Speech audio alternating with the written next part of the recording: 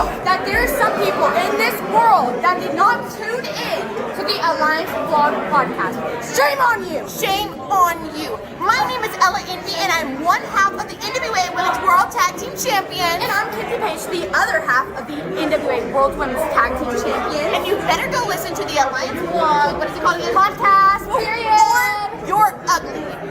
Pretty You're and Power approved. Mi gente, you already know who it is. It's the radioactive pop with Danny Limelight, United Wrestling Network World Heavyweight Champion. And make sure you tune into the Alliance Vlog every week. You heard it here first. Straight from Poppy. Hey guys, check this out. I am officially now sponsored by Dubby. Dubby is a clean energy drink made to give you focus with no crash. If you guys are like me, you're always needing a burst of energy, especially with one with no crash. Dubby contains vitamins, amino acids, a nootropic, and 150 milligrams of caffeine. It keeps me awake with no jitters, guys. Check it out. Merch link is in the bio. Dubby. Are you ready? You want answers? I think I'm entitled. You want answers? I want the truth! You can't handle the truth! What we've got here is failure to communicate. I'm building an alliance.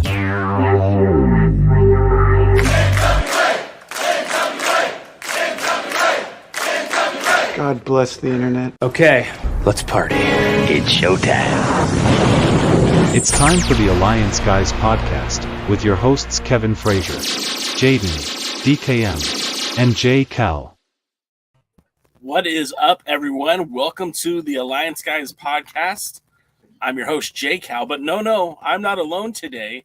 Of course, we've got DKM, but that's chopped liver because we got POLLO tomorrow in the house. POLLO, what is up? You're looking stunning. Well, thank you, darling. I didn't know that you were going to finally compliment me. I've been sitting in that green room for about 10 minutes with nobody telling me I'm glamorous. What in the hell is going on around these parts? Sorry, we don't have any attendance for the green room on the we have a really small budget here on the show. Well, look at that. For the first time ever in his whole life, DKM has smiled, probably because he can see my voluptuous cleavage. Why else? Well, honey, let me tell you, you're not the first and you won't be the last man to smile looking at these. We're going to have to pull the camera out. We got to have the whole show there for everyone to see. Well. So, POLLO, how the hell are you? Thanks for, dipping your toes in the shallow end of the pool and hanging out with the not so cool kids today. Well, let me tell you, y'all are cool enough by my standards because you love the NWA. If you love the National Wrestling Alliance, you are okay by me, despite the fact that I know that y'all are at least two of several darn dirty no-gooders on this here podcast. Yeah, the other one is actually they're working with his wrestling promotion, Dangerous Adrenaline Wrestling Gladiators. Our friend Jaden helps them out running their live events, and they're doing a private event tonight at Rowan University. And our maybe somebody you're familiar with, Wrecking Ball Legursky, is on that card tonight. Oh, I was just chastising Wrecking Ball up on the Twitter machine because he is certainly somebody who gets on my wrong side on an often basis. You should have saw his face yesterday when I told him that I'm from California, and he just did this and then just kept laughing. I'm like, all right, we'll change the subject. Well, he is something else, y'all. He done called me Cornholio on our tour, and I just was beside myself. Cornholio? And look at Wrecking Ball. He always looks like he's beside himself. Enjoying twins with one head. All right. So, POLLO, I need to go on mute now. And they put you on mute now? Got it. Yeah, I'm going to crack up too much during this show. POLLO, I mean, look, I know that you're glamorous. We all know that you're glamorous, but how did you, a delicate flower like yourself, end up in the world of professional wrestling? It normally that's a dichotomy that doesn't mix, but here you are. Well, it was a long and treacherous climb, I'll tell you that. I cannot tell you how many times I had doors slammed in my face. But luckily, you know what? I should have been a burglar because they'd slam one door and I'd just go over and jimmy a window and crawl through. That's how I ended up here. And it's a lot of this to squeeze through a small window. Every now and then you have through a doggy door being like, I'm still here. Can you unlock? But ultimately, I ended up working with several small promotions here along the West Coast, moving up to larger promotions. And somehow, quite a few years ago, it seems now, caught the eye of Miss Mickie James, another Southern girl of delicate nature and high standards of beauty. And she brought me into the National Wrestling Alliance. And once they opened that door, honey, I just was not going anywhere. You just keep a knocking and you keep showing up. You would have thought I was some kind of a Mormon missionary. I just kept showing up at their door, some Seventh-day Adventist or something. I don't even know. Just, hi, you want to talk about something? I'm here. Well, and true to form, right? Like you came in and said, like, what can I help you out with? Do you need me to wash your dishes? You need me to walk your dog? What can I do to help, right? Strip and entertain the people at a birthday party? I'll do it all, honey. I'm a full-service woman, if you know what I mean.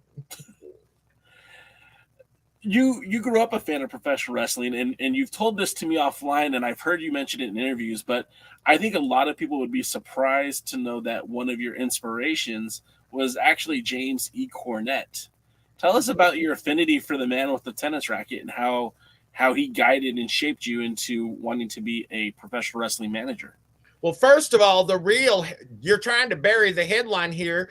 Everybody is listening. You heard it yourself, DKM. The man just keeps slipping into my DMs, always trying to chat with me offline. I was like, I do believe you are a married feller. And I know what that is like because I've had about 6 or 7 husbands and at least 3 of them were my own. Okay. So I said, J. Cal, you just need to calm it down, sir. With that aside, besides, you know, I'm a taken woman. Don't make me talk to the Thrillbilly and tell him that you're sliding up in there like that because he would just be devastated and heartbroken. But a little upset too. Yes, he would absolutely. It would just his heart would be shattered, and so would your face, darling. You saw but James E. Cornette, absolutely one of the highlights of the 1980s for me. One of the most insanely talented, entertaining, and best talking individuals in the world of professional wrestling, and not to mention the fact that he represented the 2 greatest tag teams of all time, and that's varying variations and formations of the Midnight Express. So what captured your imagination with Cornette and the Midnight Express? Like, you know, I grew up in the 80s too, but I was on the other side. I was rooting for Ricky and Robert. I was rooting for the Road Warriors. I was rooting for you know. Well, there's no account for taste, J. Cal. It's don't go blaming me because you got piss poor taste. It's not my fault. Now, this is the thing. I love larger than life personalities. And while Ricky and Robert are delightful, and Mr. Rick Morton has turned out to be a very dear and beloved mentor of mine and somebody in this business that I look up to, he's not somebody that I cheered for when he was in the ring.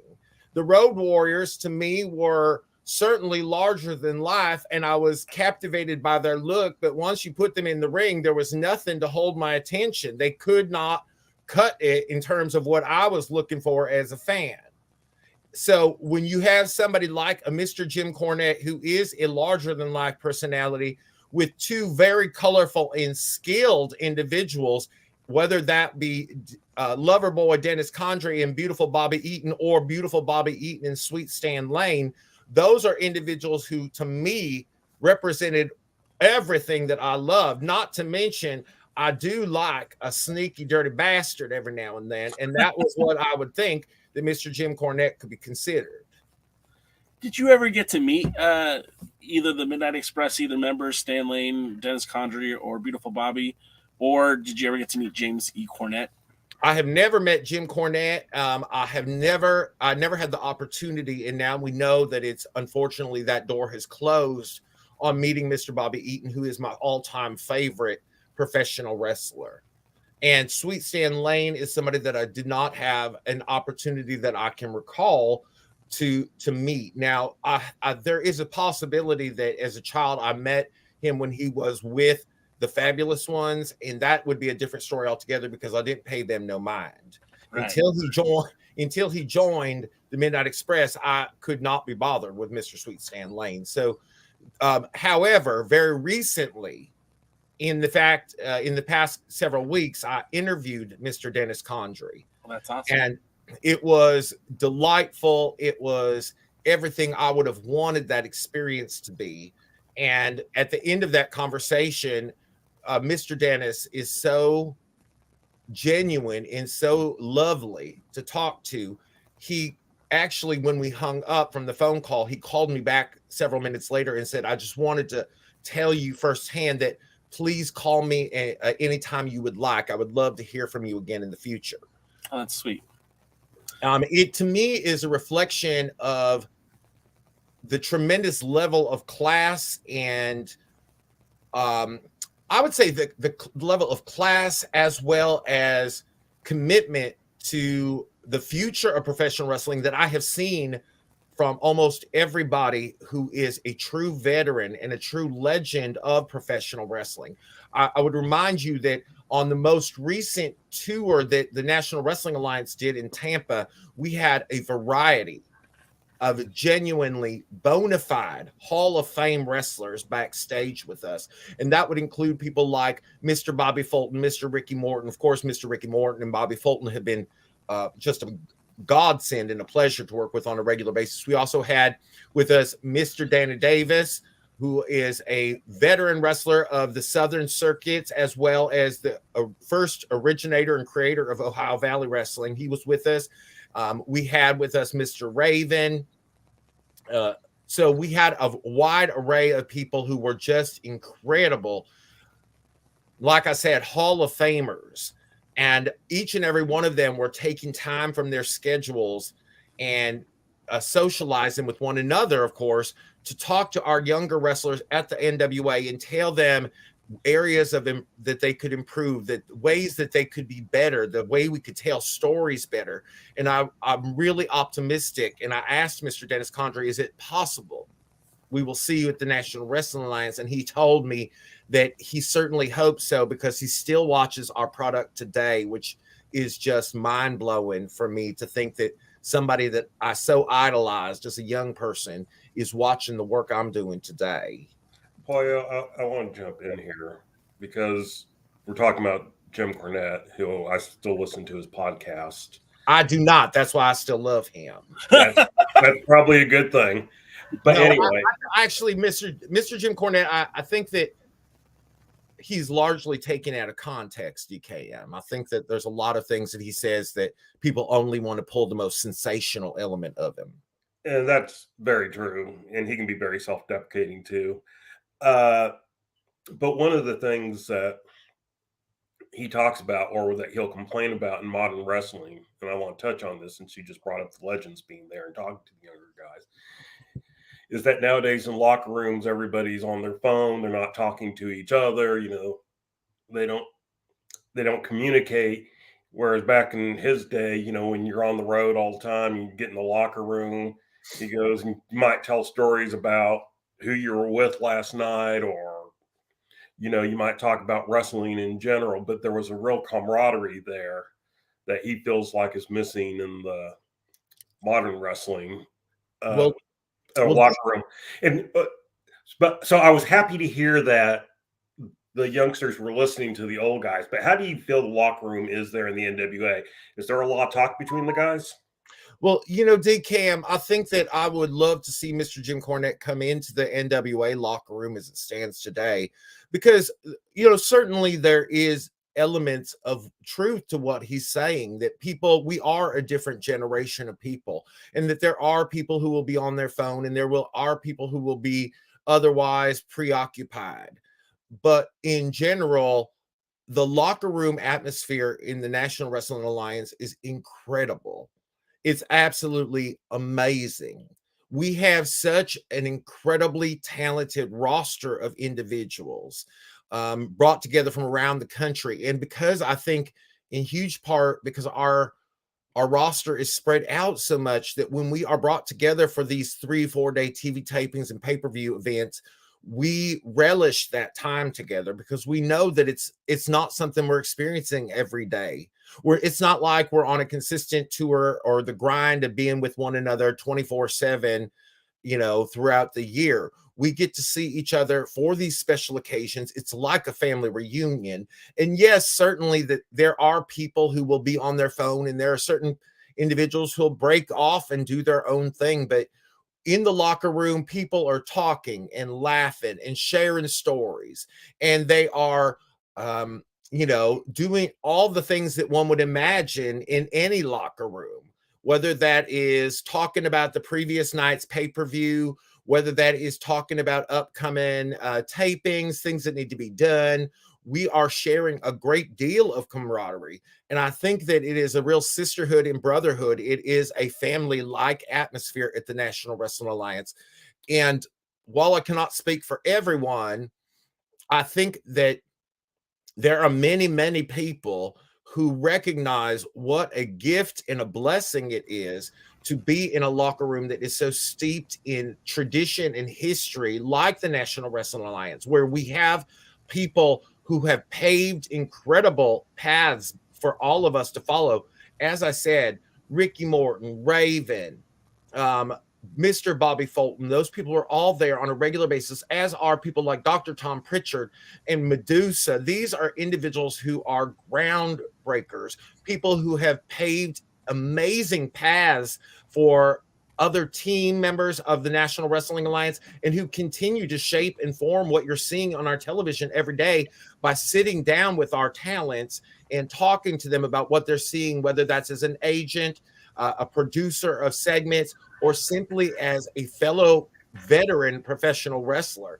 And I think that that is something that is incredible. I know that I perhaps spend a little more time with some of those individuals than some of the wrestlers do, because the wrestlers, I have my part that I'm doing, but they have matches and things of that nature that are taking up their time. Meanwhile, I'm out getting to pick the brains and listen to stories and do all of those things that are absolutely mind-blowing to me. Now, the influx of a lot of these legends have come as of late. I mean, I was at the very first set of tapings, and there were some well-known legends in the house. Of course, we had Ricky and Robert there. Bill Behrens, who's been a part of the NWA. Bill Behrens is still there with us every single step of the way. And I mean, and that guy's responsible for so much talent that we see on our TVs today. I mean, people don't realize what role he played in not only helping get the NWA established in a darker time, but getting those talents opportunities to showcase everywhere. And I'm curious, when you see these, I almost said celebrities. When you see these, they are celebrities. Fair enough. They are celebrities. These are individuals who, if you are a true fan of professional wrestling, you are familiar with their contributions. They are celebrities. And whether you are an individual who's on the roster with them or a fan watching from the outside, I think that one would be wise to hold them in the reverence that you would any celebrity, because they have made such valuable contributions. So what's something that maybe you could point to directly that one of the legends might have intimated or hinted at, something that you could do to improve yourself or maybe to improve your time with Thrillbilly when you guys are out there?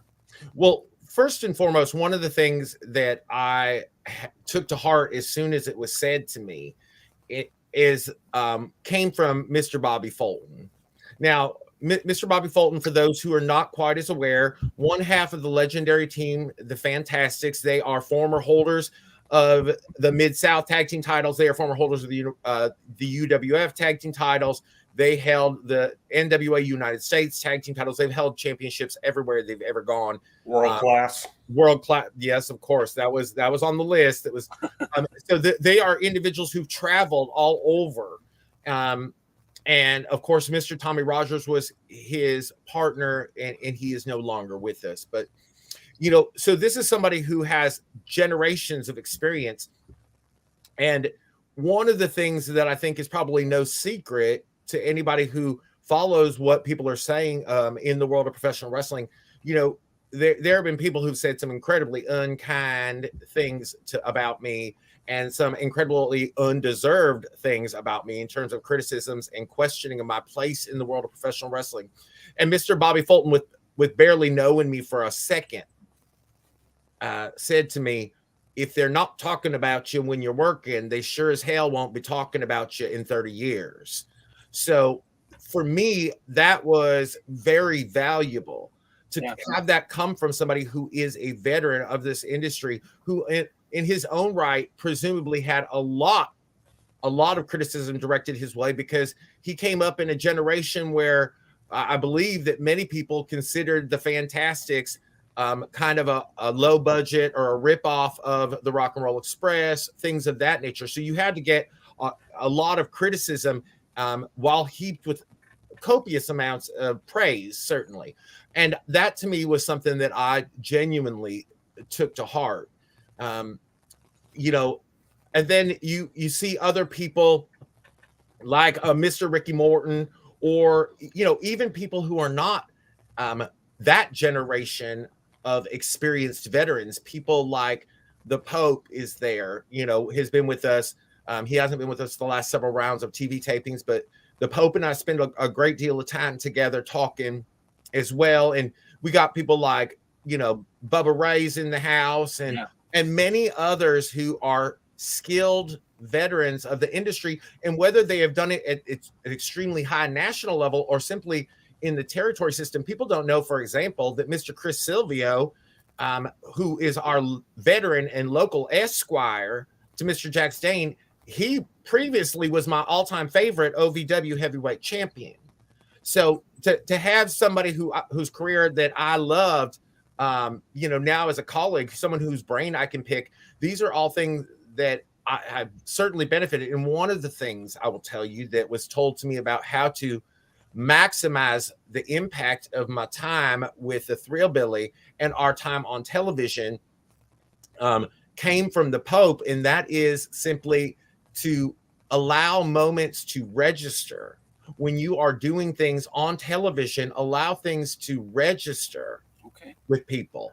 And that's because you will see, for example, I don't want to name other companies, but quite often you'll see action happening so fast, or facial reactions happening so fast that they do not have time to register with the audience, or for the audience to read what that should mean to them.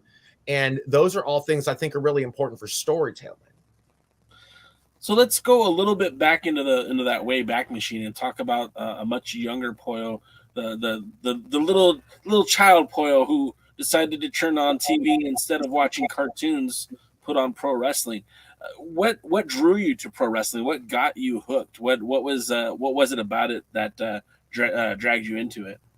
Well, again, where else can you find the kind of over-the-top, highly colorful, dramatic characters that you find in the world of professional wrestling? You know, it is a known fact, and it quite unfortunate irony that if I foretell the future of what is in store for the Thrillbilly Silas Mason and the lovely Pollo Del Mar, that we will be presumably coming head-to-head with Cyon and the great Austin Idol for that national title, because the very first person that truly made me fall in love with the world of professional wrestling was indeed the international heartthrob, Mr. Austin Idol. So for me, it is preparing for a full circle moment, because I turned on a television set at a very young age and saw Mr. Jerry Lawler facing Mr. Austin Idol. How very dare you, Lucas? How very dare you? I'm going to breathe for a moment. Let it, take it in. Take it in. I'm breathing through my diaphragm. I don't know how to do that. It's just so neither of you knock me up. Is that legal? All right. I hope Luthez feels that was worthwhile. Now, what I was saying is, as a young child, I tuned in to Channel 55, WOWO. It was a channel out of Fort Wayne, Indiana, and it was broadcasting a company that was run at that time by the great Dick the Bruiser. Okay. It was called WWA, and on that televised broadcast, they had many, many legendary stars, but it so happened that when I tuned in for the first time, I saw Mr. Jerry Lawler, who, by the way, thoughts and prayers to Mr. Jerry Lawler, was facing Mr. Austin Idol. And Mr. Austin Idol, I remember him, he very distinctly, he was wearing a pink satin jacket, pink tights, and had a feather boa. He was bedazzled. He had his hair bleached, and I just thought that he was the most delightful creature. I will tell you, now I work with him. He really hasn't changed that much since then, at least in terms of what he wears, but his body's gone to shit.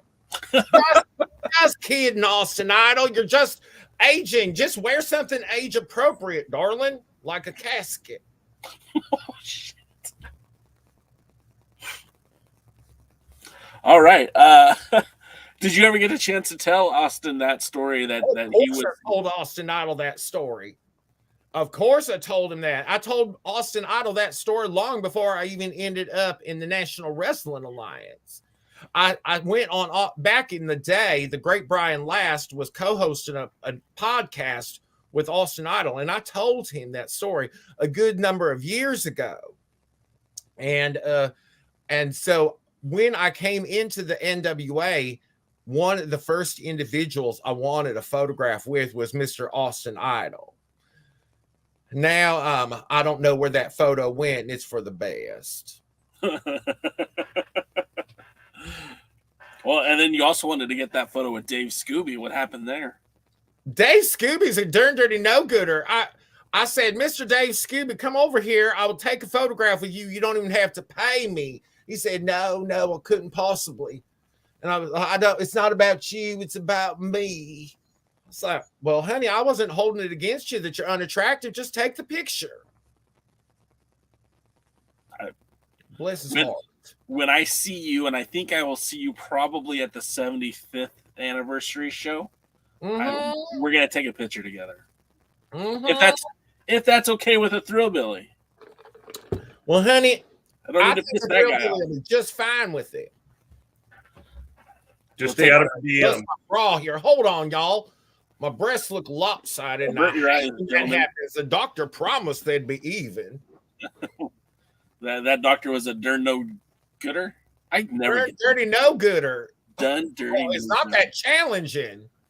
Apparently, it is for me. It's only 6 syllables, darling. Oh my god! This isn't a professional podcast, Boyle. This is, like I said, you're hanging in the shallow end of the pool tonight. We appreciate you, we do, but let's not overstate. Don't you worry, honey. Even if it gets in the deep end, I got my flotation devices. Well, that's fair. So then the transition from being a kid and watching pro wrestling to actually getting involved with it. I mean, the stories that I've always heard when people get into the businesses, you got to pay your dues, you got to set up chairs, you got to hang up flyers. Is that the path that you took to get to where you're at in wrestling today? Not at all. Not at all. I got involved for the first time in professional wrestling many, many years ago, and I will not say how many years ago because a lady does not share her age. But the fact is that I got involved in Northeast Ohio. I got involved with a small promotion up in Cleveland, indeed. And all I had to do to get involved was call them on a hotline number that they had. And they was on a public access TV show. And I went there. I did a couple shows. I was just not impressed at that time. And I was a little overwhelmed. You might be able to tell from looking at me. I grew up a very devout young Christian child. I was just a good human being, and those people were debaucherous no-gooders. I just did not know what to do with them. So a great deal of time passed. And during that time, I became a journalist. And, you know, y'all, I just have to confess to y'all in the most humble way, I win awards at anything I do. I'm just that good. And so I became an award-winning journalist. And I was working with a great deal of celebrities, very large name people. And I ultimately decided I was going to turn my love back to professional wrestling. And so I started covering professional wrestling and interviewing a lot of the big name stars. In fact, I interviewed Mr. Davey Richards long before Thrillbilly Silas even had to whoop his behind in St. Louis. So, you know, that's how I got involved. And then it just turned one thing into another. Next thing I know, there I am just at ringside being a managerial genius, as it been basically outlined for me from the beginning. It's kind of funny how like it's all the great managers at one point started off as some sort of journalist or photographer behind the scenes to get to where they're at now. I mean, you talk about Jim Cornette. When I met Jim Cornette, he saw that I was holding a camera and literally was showing me how I could improve my photos with different settings, which I thought was amazing at the time. Because here I am, this goofball holding a camera, and he's like, no, you gotta set it this way. You get a better picture. Because I took a picture of him in the Midnight Express. Well, how'd it turn out? And I showed him. He's like, no, you got to do it this way. So that sounds like every time I have to take photos with fans, they'll come up to me, can we get a photo? And I'll say, if you turn on the flash, I'll take a photo with you. And they say, well, we don't need a flash. And I say, honey, then I don't need the photo. Okay, because you're either going to turn on the flash and I'm going to look stunning, or we're not taking this picture. So I always, when they come up, I literally am like, beep, beep, make them fix it right there on the spot. It's like I'm a sex symbol and a teacher all at once. Can you imagine? Like Dr. Ruth. I don't know what kind of troublesome childhood you had, but it says volumes about you that you thought she was a sex symbol. Boy, we can talk about it offline. One thing we do here on this podcast is we give the flowers every time when we feel like someone does something good. You know, you always hear about, oh, they waited too late to give somebody their flowers. And you hear that, like, you know, Jerry Jarrett just passed away, you know, rest in peace. And you hear so many people have so many good things to say about them. And it's like, oh man, if only you could have said that to them while they were alive. So I, as someone who practices that PMA, that positive mental attitude, I always like to give respect and admiration to people while they're still here. I'd rather say it to you to your face than to, you know, when it's too late and I don't have a chance to say it. I appreciate the dynamic that you bring to the NWA, your passion for the NWA. I feel like it rivals mine. I think it rivals DKM's. And I think a lot of times as a performer, it's easy to have that passion kind of put out because you know now how the sausage is made, you know how the hot dogs are made. It's no longer as magical as it was before you entered into it. And seeing how you talked about the legends of the NWA and hearing how passionate you are for this business still, it makes me happy. It makes me happy that someone like you is involved with the NWA. Someone like you is coming onto a podcast like this to talk about how positive and awesome the NWA is. And for that, I just want to say, you know, I celebrate you. I appreciate you. And I thank you for jumping on with us today. Well, I appreciate that too, darling, but I ain't planning on croaking no time soon. So I understand that.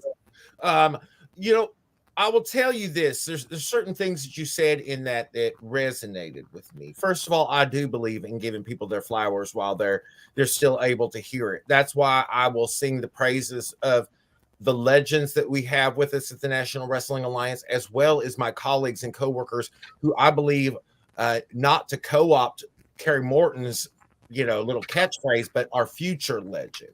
I think there are many people. And one of the reasons why, for me, the National Wrestling Alliance has lost no luster whatsoever, seeing it from the inside, is because of the fact that I specifically want to work for the National Wrestling Alliance. I want to be part of the legacy and history of the National Wrestling Alliance, which was so impactful to me as a young person, which was the basis and foundation for so much of my love and passion for professional wrestling. And I also never take it for granted that I had the opportunity to actually love something and participate in it the way that I do, the National Wrestling Alliance. I think that a lot of people feel perhaps levels of entitlement or, want things. I certainly will not necessarily accept things that I think are beneath me. But I do not allow the fact that this is a business to spoil my passion and love for it. The parts of being with the NWA that I do not love are those crazy long production days where we are sort of holed up in one location. But even that, if you set your mind right, is just a joy because I'm trapped in a location with some of the best professional wrestlers in the effing world. So what is not to love about being there surrounded by these delightful individuals who also share my love for pro wrestling? Boy, I want to ask you a little bit about your start there with the NWA. You came in for Empowered. Then you we still hear from you like on Twitter and stuff like that, but we didn't see you. And then you come out with Thrillbilly. And I'll be honest, when you and Thrillbilly first came out, I was like, I don't get it. I don't understand what's going on, what we're supposed to be liking or disliking, about this. And so I've heard a story that you can confirm if you choose to, or deny if you choose to, that the two of you were basically there. You and Thrillbilly were basically there. And it's like, hey, we need somebody. You two go out there and, do your well, job. I will not confirm nor deny that, but it should be obvious why they put us together. We could scarcely keep our hands off each other. I saw that man and I just said, "Oh, honey." And I was there just looking to work. And then as soon as I saw him, I was looking to work it. You know what I mean? I said, and so they said, you two seem to have a whole lot of chemistry. Y'all go out there. But one of the things about the National Wrestling Alliance you will see quite often, I think, is they do not necessarily direct where the audience should align or they should not align. There's a lot of blurring of who is supposed to be your favorite and who is supposed to be your most hated. One of the things that I certainly identify in the National Wrestling Alliance is that they never said to us, y'all are going to go out there and be the heels. They're not going to like you, or you're going to go out there and be the baby faces. They're going to love you. They quite literally just threw us out there and said, well, I mean, they didn't even tell us that it was very clear that the opinion was you're either going to sink or you're going to swim. And little did they know that Silas is a top tier athlete and he can swim. And I brought my own flotation devices and I am well equipped in the breaststroke. I just bobbed right to the top and Silas and I just raced to the finish line. Do you feel like that was the best way to be introduced to the brand or no complaints? Do I think there might have been better ways? I'm not sure because that's not what I got. And I am somebody in my private life who believes that everything happens for a reason. Okay. I believe that things happen the way they're going to happen, whether you want them to or not. You can prepare and you can be all of these wonderful things, but they're probably going to go down the way they're meant to go down. And it's usually not to my saying how that happens, right? So what I would say is that if they had introduced us in a different way, I don't think that what would have transpired would have been nearly as organic as what we saw. And people can love us or hate us. They can have their opinions about me or they can want to eliminate me from the picture entirely. But one of the things I have come to recognize is that one of the things that appears to resonate very, very well with our audiences is that Silas and I have a very organic pairing. Like, our relationship is truly organic. And whether people believe that we were thrown together or drawn together by fate does not matter, because the outcome has been very clear. Silas and I have gelled together. We have become a partnership in every sense of the word that you will find on a television program of this nature. And we are certainly each other's, we are the yin to each other's yang. And that is the truth. And that is something that you can, in fact, see, and it's palpable in our interactions. Let me ask you this, because you said everything happens for a reason. Yeah, I mean, you were first introduced to us, the audience, if you will, by way of Empower when you were managing Jimmy Senegal. Were you disappointed that you weren't invited back immediately after that? Were you disappointed that you didn't get any more FaceTime with the NWA after that pay-per-view event? Was I disappointed? I think that there probably, if I'm to be honest, I probably would say, yeah, I was disappointed a little bit because I was so damn excited to be there. But at the same time, did I feel that it was an incredible injustice or an oversight? No, I didn't, because my relationship with them was my relationship was cemented from the beginning. My interest level and my talent was displayed from the beginning. There was never, when I left Empower, it was an on-the-job audition, if you will. They were aware. Mr. Billy Corgan was quite solidly aware of what it was that I had to offer. And one of the things that I did was kept coming back. I was in the house for every event from then until my debut, with the exception of one, which ironically was the one I was booked on. Like, I was booked to be a manager at the Crockett Cup of last year. And unfortunately, chaos had ensued in the airline industry and done up and prevented me from getting there. So it delayed the inevitable. But again, this is what I mean when I say that everything happens the way it's supposed to happen.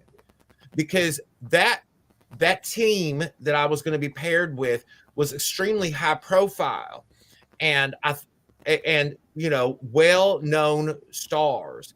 And initially I was just heartbroken because, number one, it's my dream to manage a team at the Crockett Cup. And number two, to be partnered with two very well-known people would have raised my visibility very much. But ultimately what happened, so over the course of the time from Empowered to when that happened, to when Silas and I debuted, things were moving forward. I was showing up and showing my interest. I was setting up chairs. I was doing anything that they were asking me to do. And I still to this day do that. I do not think that those kind of obligations or duties end once you become a star or you get your spot on the show. You are part of a production company and a team that is there to ensure the success of the National Wrestling Alliance. And if that means setting up some chairs so that our audience can come in and drop their ass in them, then I'm going to do that. I was producer on 2 episodes of 10 Pounds of Gold. So I got some other interesting credits to my name. I missed the Crockett Cup. But I, as soon as the airplane could get me there, I came, and it was after the fact. And because I wasn't at Crockett, once again, I was put on the bench. Right. But when it came time that a new opportunity presented itself, Mr. Billy Corgan had never forgotten about me. The NWA had never forgotten about me. In fact, the locker room was, I think, awaiting the opportunity me because I would just show up with all my glamour in a bag. And, so when it came time that we were in Knoxville, I will never forget somebody who knew that I was so anxious to be part of the team came rushing out and said, "Go get ready. You're going to be on in a couple hours." And I was just ecstatic. I genuinely think that what happened was for the absolute best. If I had been partnered up with people who were high profile, I don't think, number one, that the impact I'd be having would be the same. And number two, there's just something so wonderful about working with Silas and being what we are and representing what I think we represent to a lot of people. That was a long answer, but no, but it was a good answer. I have a question here again, though, looking at you and Silas. Let's talk about the moment. You sent Jay the clip where you were talking about it. And so this is the moment for me. This is the moment where POLLO and Silas went from, I don't get it, to, oh my gosh, we got potential stars here going. Mm-hmm. And that was the match with Davey Richards. Mm-hmm. So I know he played the clip. We don't necessarily want to revisit all of it, but what was your thought when you learned, hey, we're putting Thrillbilly in the ring with Davey Richards? And what was your thought after when it was like, the crowd was in his hometowns cheering for you because the match was that damn good? And it was that damn good. First and foremost, I want to say, this is giving flowers to somebody who I don't think that the populace at large necessarily understands how much he deserves them.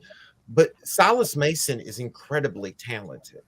Silas Mason is so talented, so talented. And it is a blessing. It is a blessing to work with someone like that, because I'm also very, very talented. I'm not going to lie to you and pretend and be coy about it. I'm very talented at what I do. But to work with and collaborate with somebody, to partner with somebody who is so skilled in his own right, makes what I have to do so much easier. Because let's be honest here, if I was partnered up with somebody who was not skilled, I'm sure that I could, I can definitely bring a lot of flair and I can bring a lot of attention and we could start a conversation.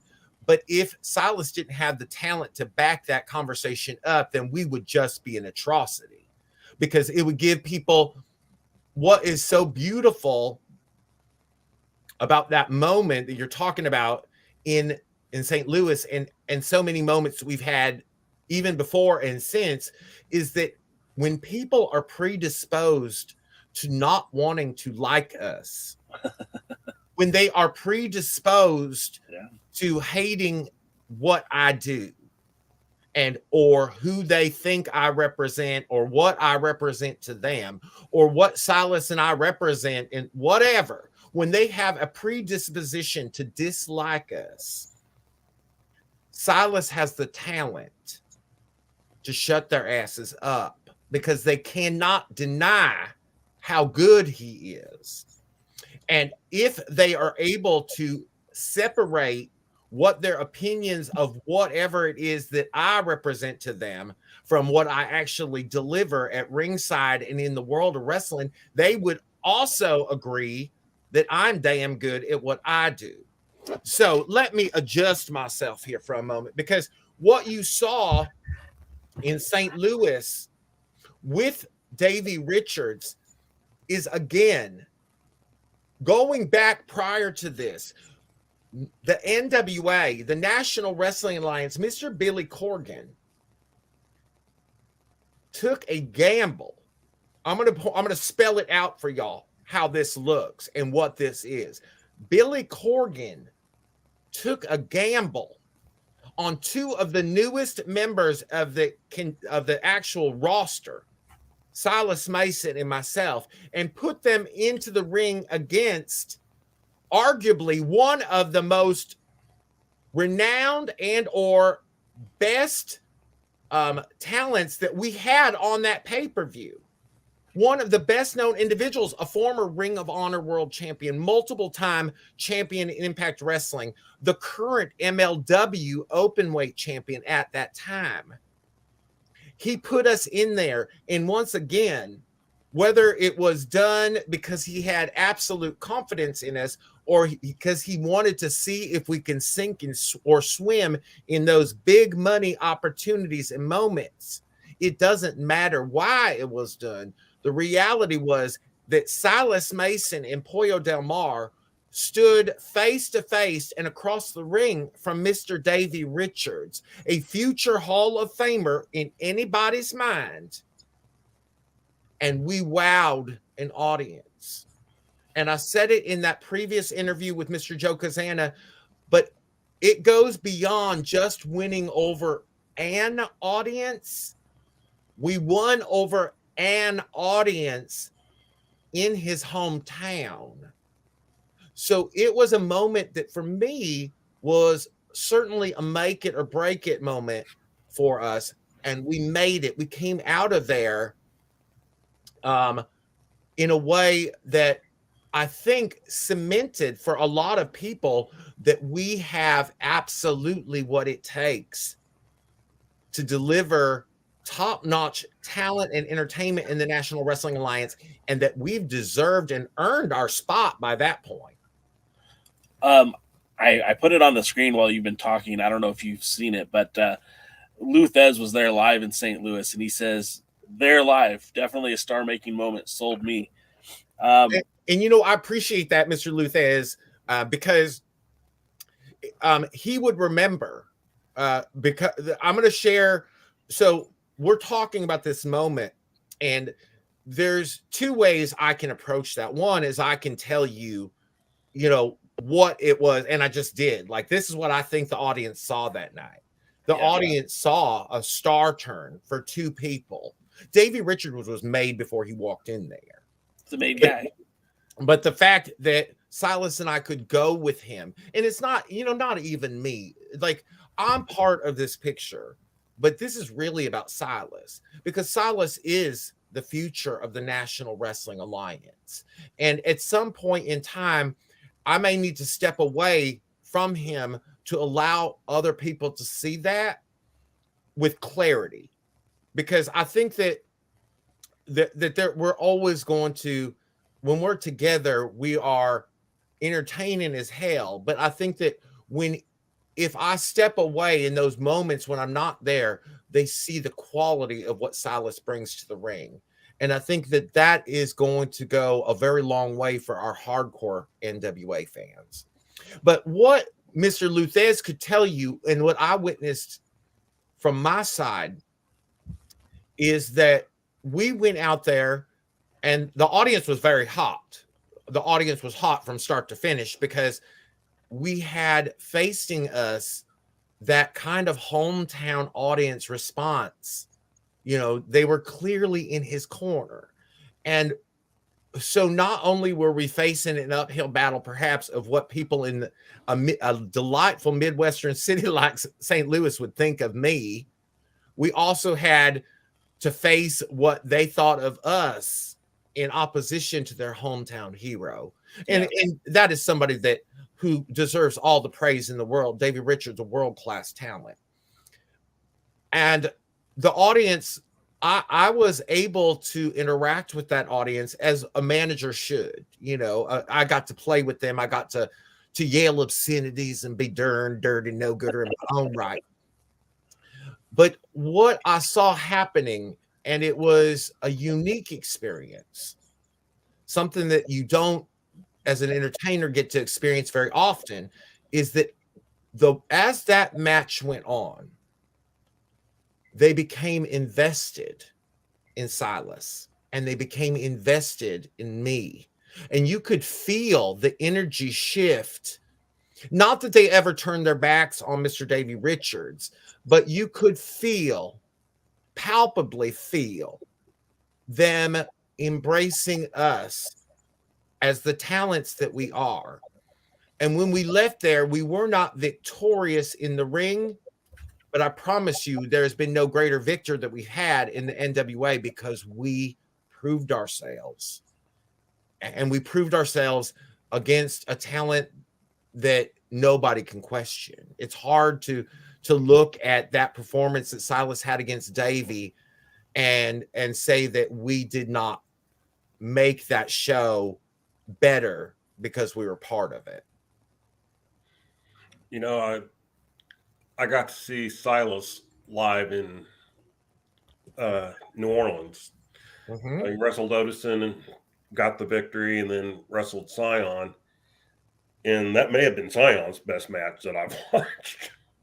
It probably was. And it was just, you know, Dave Scooby has the photo of where Silas got him on the side and, you know, just that handprint. Mm-hmm. And that was true excitement. And I feel like there was such a confidence raise after the match with Davey Richards.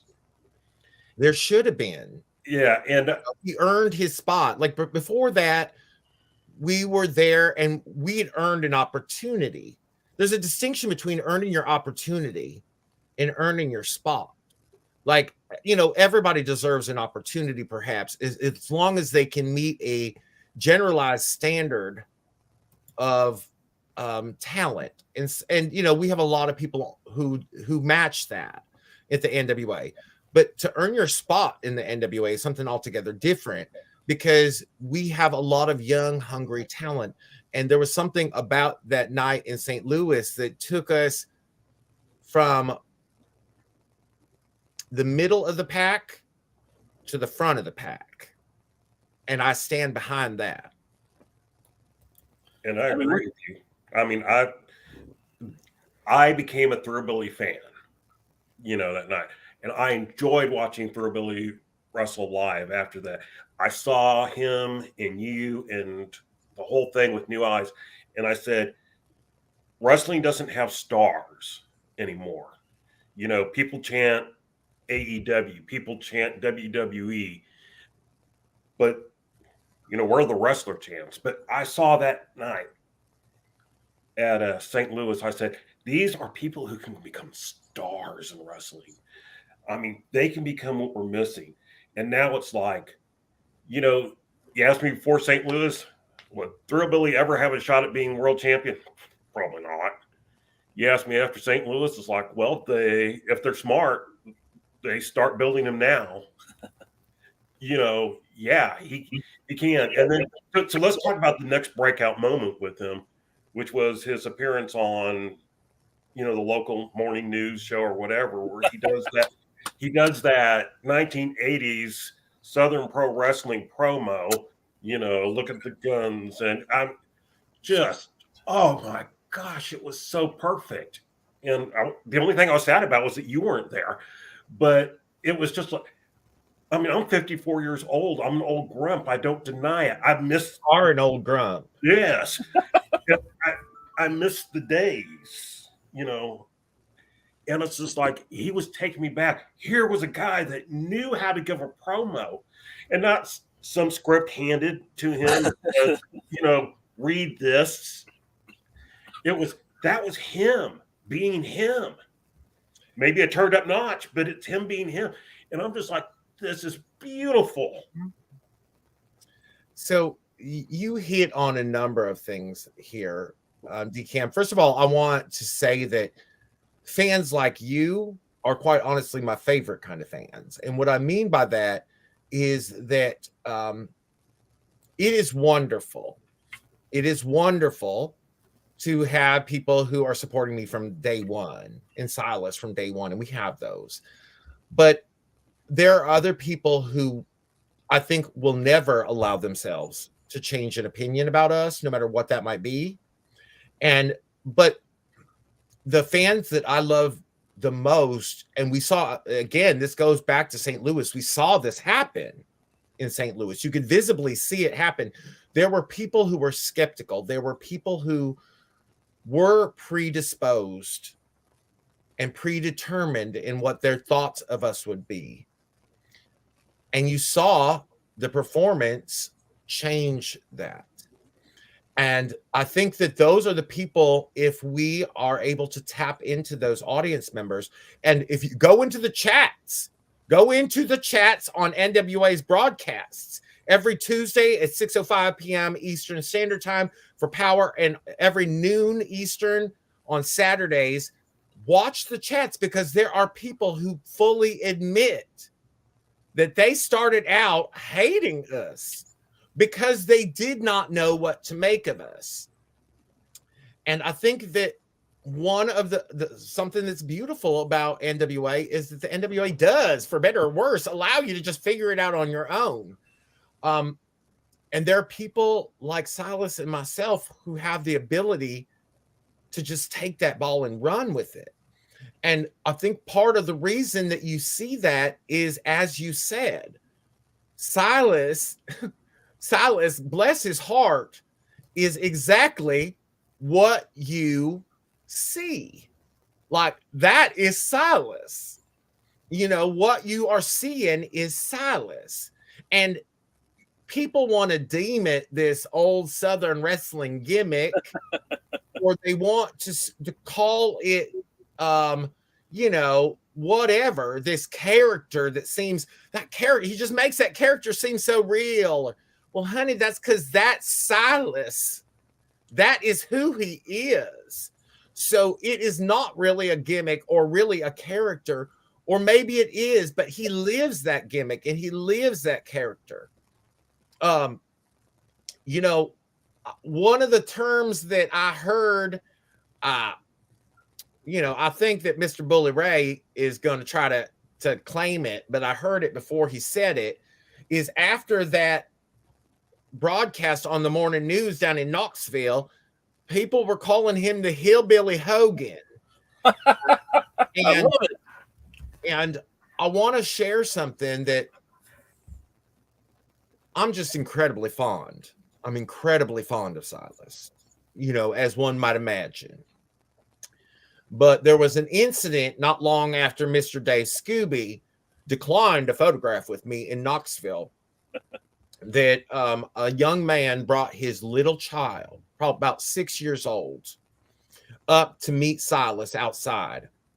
And Silas is a very large man, 6'6", shoot, like very, very big man. And that man said, Silas, could I get a picture of you with my daughter? And Silas got down on one knee. I'm getting choked up because it was a beautiful thing to watch. Silas got down on one knee and said, "What's your name, honey?" And I think her name was Anna. He said, "My name's Anna." And he said, "Well, nice to meet you, Anna. I'm Silas." And they took a photo together. And that is Silas. That is Silas. When I introduced Silas to my mama in Tampa, she was the first, she was pulling into the driveway, and Silas and I were out in the parking lot, and she was the first person at NWA that she met. And you know, that he met, what he was the first one she met. I'm sorry, I got all verklempt thinking about Silas, my honey bunny, meeting my mama. And she pulled in, and I said, "Silas, baby, this is my mama." And he went over and shook her hand and said, "It's so nice to meet you. I'm Silas." And that's who he is. You know, a good old boy. Yes. And one thing I want to point out, and we haven't even touched on this, and we're talking about, you know, you guys had that star, you know, that star breakthrough moment in St. Louis, and I'll even say at the live event, you guys really took it to another level too. While he was cutting that promo, and you were right there by his side, and you were kind of mouthing the promo with him, and I was just like, that's awesome. Like, that's what, you know, that's I was only mouthing his catchphrase, honey. Oh, fair enough. But the point remains, I feel like that's the kind of stuff that I think makes the gimmick work, makes the pairing work, makes the whole thing work. It's like it feels very, like you said, organic earlier, and I appreciate that. The other thing I wanted to point out too is we need to talk about how much Silas, even from just going back to November to January 31, that guy has been putting in the work. I would never call sexy, about nearly blew my eyelashes back, honey. I peeled my eyes open and saw him, and my eyelashes just fluttered because he is 6'6" of yummy, honey. But he's like, it's not my place to talk about people's bodies or anything like that, but he went from somebody who was a big guy to somebody who's kind of like a body guy now. I mean, he's got that six-pack going, and I think that's you really have to celebrate somebody who put that much work in such a short amount of time. I mean, we're talking from November to January. And like in November, that's the month you eat the most. And he put it on. And I we're giving flowers to you. We're giving flowers to Silas. I mean, that guy really worked on himself too. The thing about it is y'all need to tune in on Saturday, first and foremost, to NWA USA, because I got it on good authority that Mr. Joe Galley straight up calls me fat online. He says, Mr. Joe Galley, from what I was told by the ladies in the makeup department, said, well, for all the weight that Silas looks like he's losing, Pollo appears to have gained it. And I was just flabbergasted, first and foremost. But that's an aside. Silas is doing the work. And I'm going to tell you something. Silas didn't need to lose an ounce to be a superstar. He looked like a superstar before. He just looked like a different kind of superstar. He looked like an old school NWA territory. Yes. Superstar. Yes. And now, as jacked and as ripped as he is, he looks just like, I don't know which company's superstar, but he's a superstar anywhere he goes in my eyes. So, yeah, he's putting in the work because he wants to be successful. He wants to be a champion in the National Wrestling Alliance. He wants to represent the company that we both love as it moves forward. And so I think that some of that is just an internalized pressure for him to look the best he possibly can, when in fact I recognize that no matter what he looks like, he has what it takes. I think that I told him, honey, you better not be running around showing off your abs. Now he's up on the Instagram just posting the thirst traps all the day and the night, and I just don't understand it. I've been sending him Nastagram saying, baby, you better cover that up. You better put an extra emoji or something over that deliciousness, because I cannot have these nasty harlots just scurrying into your DMs. I just do not have all the energy to be going around and beating down hussies everywhere we go. I think Gary Horn said the other day on one of those photos, every day, Silas, I think it's getting closer for me to seeing your penis, and I don't know how I feel about that. Well, let me tell you, I do not like the thought that everybody's going to see his penis, because you will see that why he is the biggest man in the world. All right. So let's change gears a little bit, because absolutely, you're about to get me hot and bothered over here. About to have to fan myself down just thinking about it. About to get demonetized on YouTube. We have, we normally do this podcast where we talk about what we watched on Power, and I think it'd be kind of cool if we did that with you this week. And let's do it. You could tell us what we missed or what we should have been looking at, and we'll tell you what we didn't like and what we did like. Is that fair? Absolutely. Normally, I just have to chastise you in the comments. Right. First of all, I did pull out some pieces of news. Title Match Network this weekend, actually tomorrow, Saturday, the 25th, they're going to be doing the Ladies Night Out pay-per-view. Actually, I guess it's Friday. I apologize. The 24th. And they're going to be doing a Ladies Night Out pay-per-view. There's 3 separate shows. A lot of our NWA gals are going to be on that card, including Kamille. She'll be defending that title twice on those pay-per-view matches. We have the Renegade Twins facing against Pretty Empowered. Of course, no titles are on the line now at this point. We've got just a lot of matches set up for that. How do you feel about when these pay-per-views are using NWA talent and sometimes being able to showcase the title? Do you feel that's a plus or a minus for the NWA? I think it's absolutely a plus. First and foremost, the conversations in the locker room, which going back to what was said about people on their phone and whatnot, the conversations in the locker room were how excited all of our women's roster, and we have an immaculate, amazing, wildly talented, and extremely deep women's locker room. Our women's division is incredible, and I think that I just love those women so much. There was so much conversation about this particular show.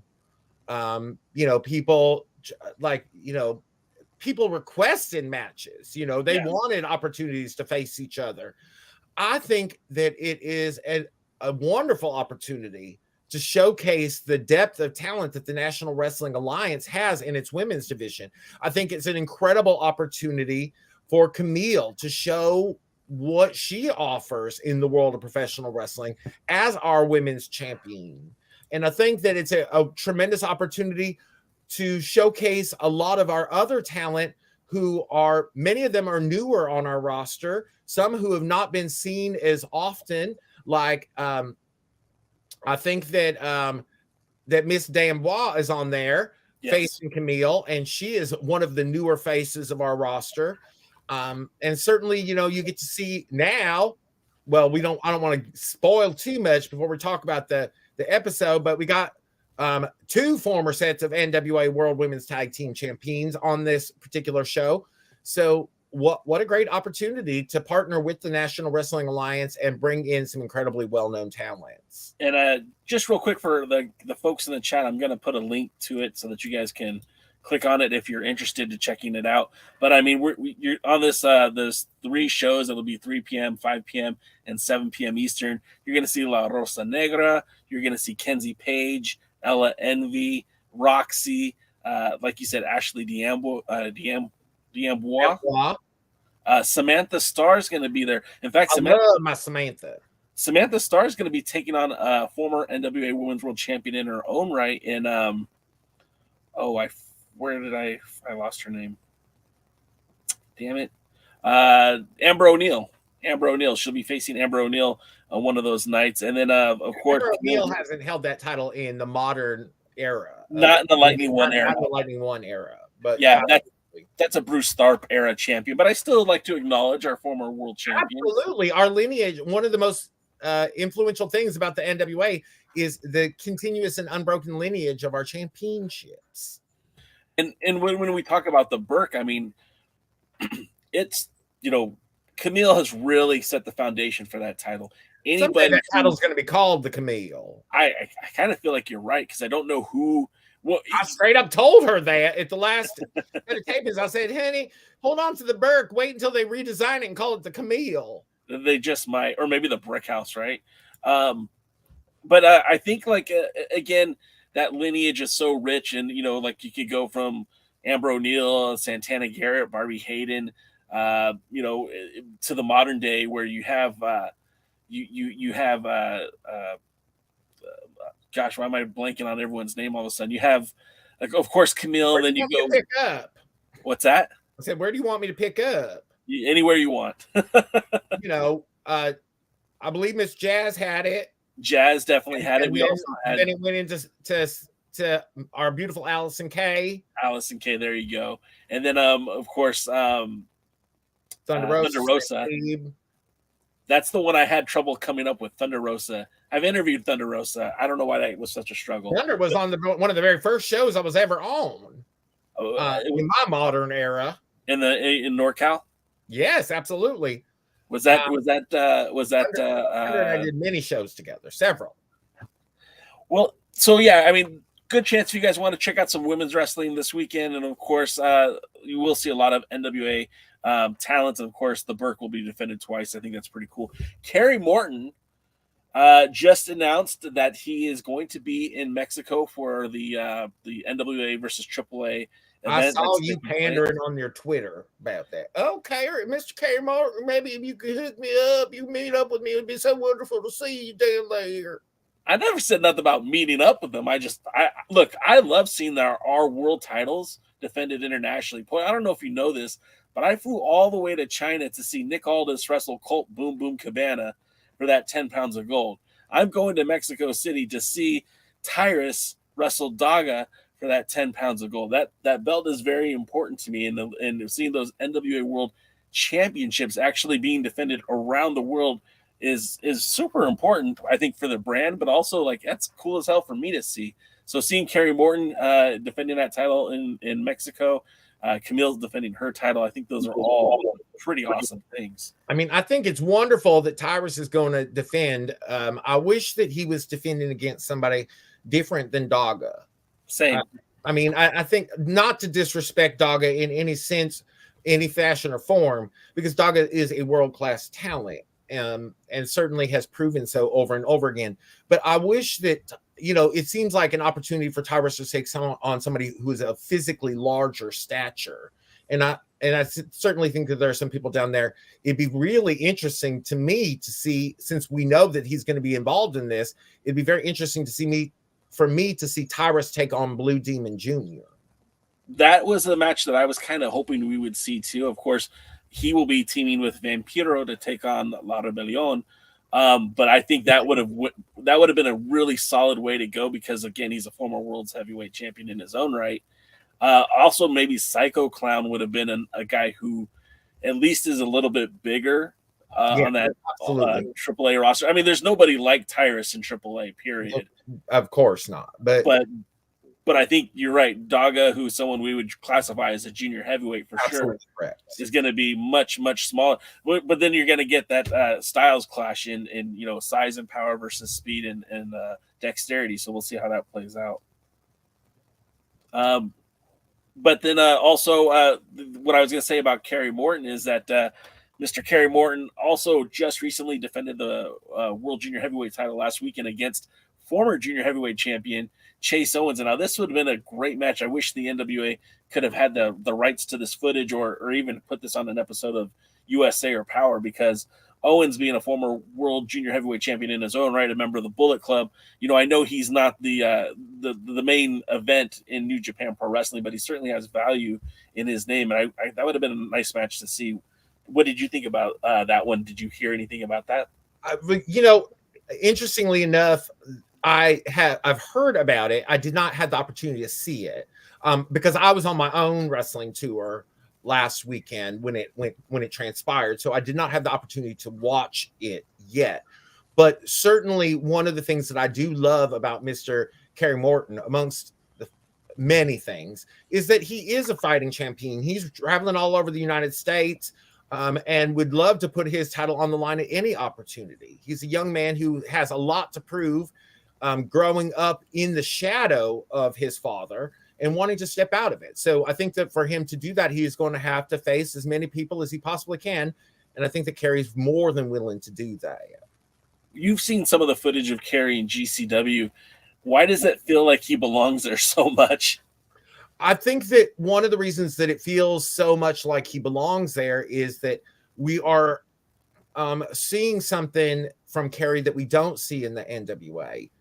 I think that we're seeing shades of what Kerry presumably could be in many places. I think that if I had to venture a guess, I think that Kerry's father's legacy will not be the legacy of Kerry. And I don't want to go further into that, except to say that I think that for the moment, Kerry is content being the son of Ricky Morton. But there probably will be a time in the not so distant future when Kerry Morton wants to be Kerry Morton. Talking about our new television champion, Tom Latimer, he's bringing the title to this Saturday night to Bloomington, Minnesota, where he takes on a former NWA Power roster member, Garrison Creed, and they will be battling for that world television title. Again, I don't know if this win or loss will impact the Lucky Seven series for Tom on Power and USA. But again, I think it's really cool to see one of our champions taking the title on the road. I feel like that's very important to help grow the NWA brand. What do you think about that, Poyo? Do you agree? Well, I like Garrison Creed a great deal. And I wouldn't say that he is a former roster member. He is an infrequent member. There you go. He is somebody who, when we work in a territory or a location that is near his home, he is always part of our tapings on those incidents and events. But he is not what I would call a regular roster member, meaning we don't see him involved in stories, or we don't see him as a regular member of our roster. But he is somebody that is with us so often that I personally quite enjoy seeing him in the locker room. And also, he is somebody that we see, outside of the National Wrestling Alliance as part of the Ohio Valley Wrestling roster, where he is far more frequent. So those are all things that I enjoy. Now, do I love seeing our national our titles rather represented across the country? Yes, absolutely. And Tom is certainly going to be a fighting champion. It's a little odd to me to see our TV title defended in places off of our TV. Now, would I love to see our national championship? Absolutely. Our world title defended far more frequently? I certainly would. Would I love to see our junior heavyweight world champion, Kerry Morton, defend, and the world tag team champions and the U.S. tag team champions? Yes, it's odd because the only title that I think should be relegated a little more closely to home is our TV title. That's a fair take. I mean, that's 100%. I mean, that's what it's supposed to be there for, is for the television. I also think that our TV title should be defended every week on TV. That's my take. Would you make the case that the TV title should not be on pay-per-view then? I saw your argument for that it should not be on pay-per-view. I think that, so this is my thought on it. I believe that there are ways to do both. So we know that our weekly defenses, or whenever we see a defense, it's going to be the 6:05 time limit. I think that that's because we only have so much television time available and allotted. So having defenses on TV or our televised product at 6:05, I think that's reasonable. I think if it's going to be defended on a pay-per-view, I think that should be a longer time limit. And I think that perhaps could be, if warranted. For example, if an individual has had trouble perhaps contending for and or winning within the 6:05 time limit, perhaps they can maybe go to a blow-off match that is a bit longer. Like if Mims would have had one more opportunity against Jordan Clearwater at a pay-per-view, maybe you would have bumped up the time restraints on that. I'm going to tell you, I think that if that had happened, sure. But at the same time, I think that Mims had multiple opportunities at that championship and unfortunately did not have someone like myself, a tactical genius, guiding him. Because, honey, if you got a 6:05 time limit and you only couldn't figure it out the first time, the last thing you're going to let the person do is peacock around ringside, get up there and whoop that ass and throw him in the ring and get your business done. Tom is going to be heading to Mexico next weekend. He'll be teaming with Chris Adonis and JR Kratos. I know your dear friend, Pollo, as they challenge the AAA Trios champions in New Generation. And then he will also be representing the NWA when he teams up with Joe Hendry and Heidi, I can't pronounce his last name, representing Team Europe at the Lucha Libre World Cup. They are going to be battling Team Canada in the first round, which is Vampiro, Josh Alexander, and PCO, former NWA World Tag Team Champion, on March 19th. That leads me to Kamille. Of course, she has her 2 title matches for Ladies Night Out, but then she will also be defending her title against Lady Flama on the 4th, and then she will be teaming with Deonna Purrazzo and Jordan Lynn Grace from Impact as they take on Team Canada. As they take on Team Out of This World, which is our own Christy Jane, Taya Valkyrie, and Natalia Markova. It's kind of interesting that all 3 of those ladies work for the NWA as well. Yeah, so one of the things that you are pointing out, and I think that it's something that people do not understand quite as much, is that one of the things that what happened to you, DKM? You darn dirty no gooder. Where'd you go? He'll be back. I bet he will. He's probably screen capping this for a little wank bank. Well, here, Mr. DKM, if you want to see it, you should have just, yes, look at that. Oh, my God. Oh, yeah. Anyway, one of the things. Don't get us kicked off, Pollo. What? Don't get us kicked off. How could it possibly get you kicked off? I ain't going to show no areola. One of the things that I think that people should pay more attention to in relation to the National Wrestling Alliance is that we are touring talents. You know, you will not see your favorite stars of other promotions per se at your local shows because they are contracted exclusively to those companies that they work for. Now, even if, for example, you find a talent, I'm starting to get a little shiny there. I can have it. You know, even if you see a talent that is contracted to the National Wrestling Alliance, such as the Thrillbilly Silas Mason, we are still traveling. We are still traveling and touring and across the country. And so that to me is a great opportunity, that something that makes the talents of the NWA even more valuable, because we can come to your own hometown and defend our titles, or we can be there to challenge for championships. And we are getting to face the best of the world outside of what our own company is. The confines of the National Wrestling Alliance do not prevent our talents from going around the world and facing people from everywhere.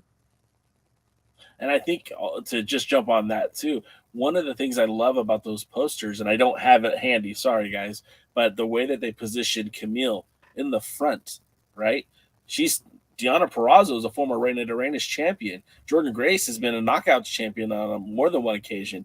But they put Kamille front and center. I think that's pretty telling of how important that at least AAA values the NWA relationship. And of course, when you look at the European team that Tom Latimer's on, again, he's front and center on the poster too. So yes, because these are top-notch talents, and it's not to slight anybody.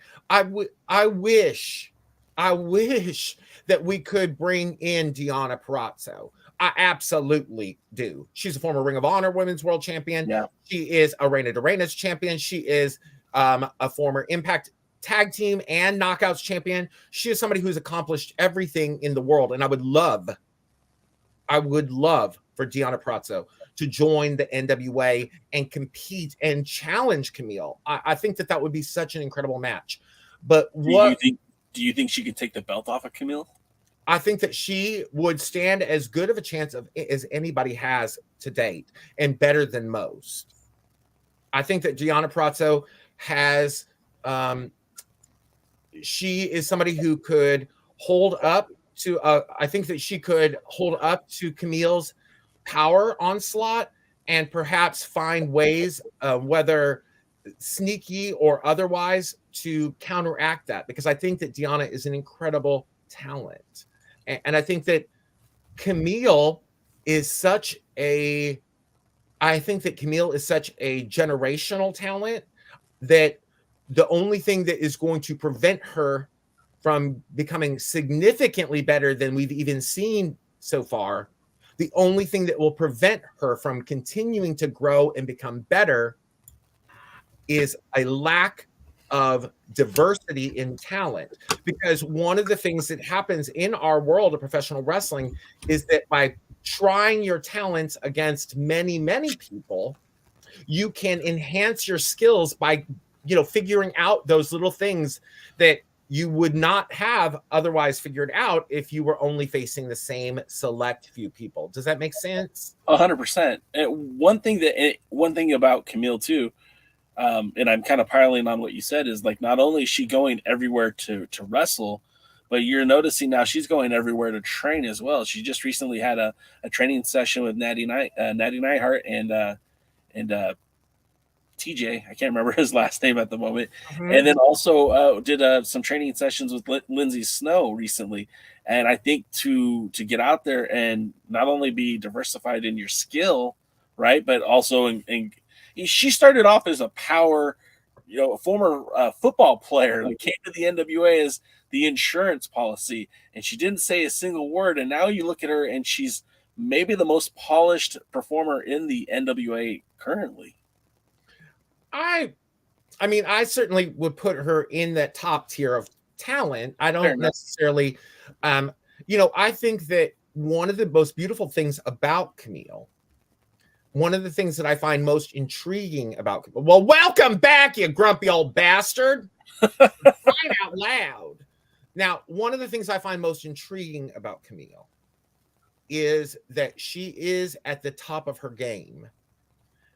She is at the top of her division, and she's still hungry. Yeah. And that is what I find so intriguing about her. She wants to train. She wants to have a different perspective in the world of professional wrestling. She wants to grow and evolve. And to me, that is something that can take somebody who is wildly talented to begin with, raw talent, and shape them into somebody who has a sustainable and lengthy career. Because the more styles she trains with, the more ways of telling stories in the ring and out that she accomplishes and acquires, the more well-rounded she's going to become.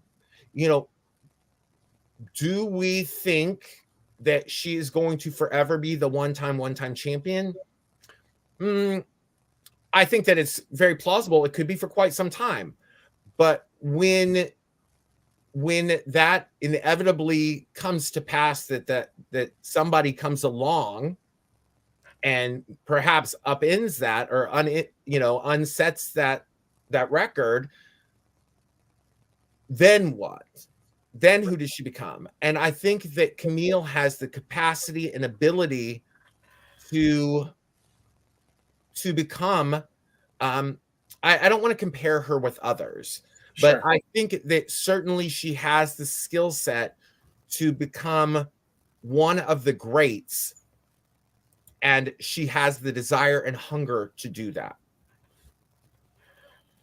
Well, I'm also looking at the chat over here, and Dodie mentions Debbie Malenko, wanting to see Debbie Malenko back in the NWA.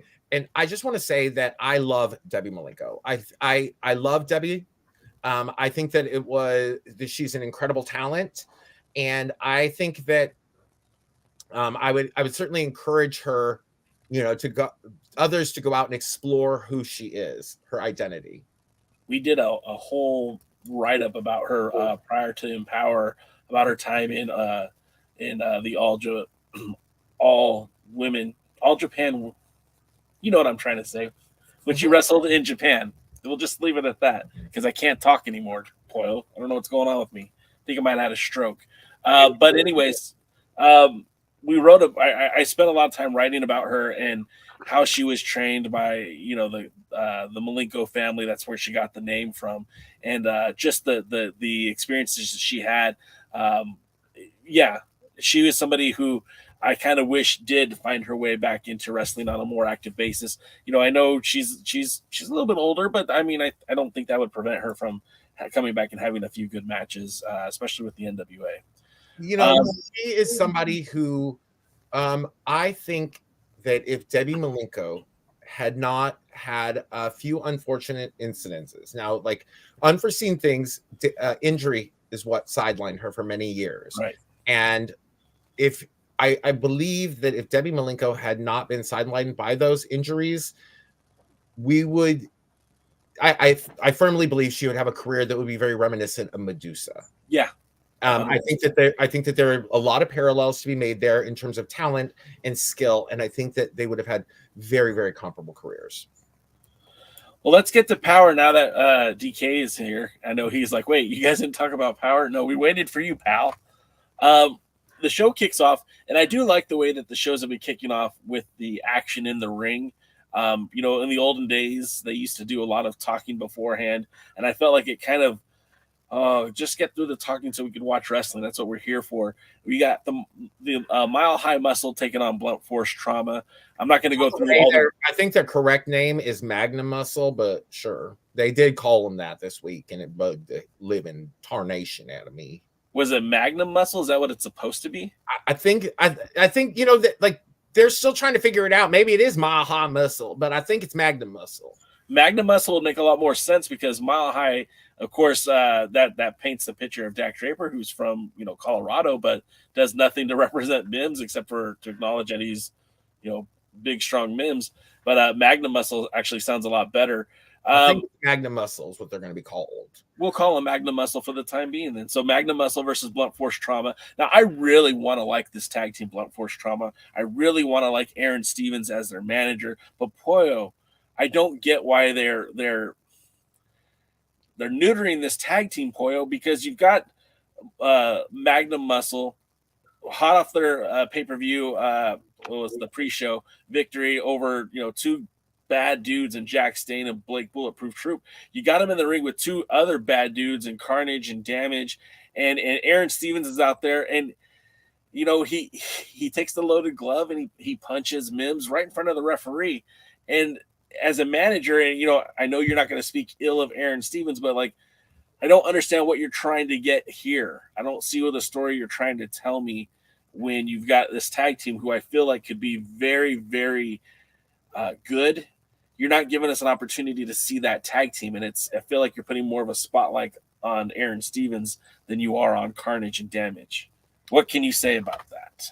Well, I will tell you that Aaron Stevens is a loose cannon, and I will also tell you that Aaron Stevens has never met a camera that he wasn't in love with. That's fair. So I do think that it's plausible that Aaron simply,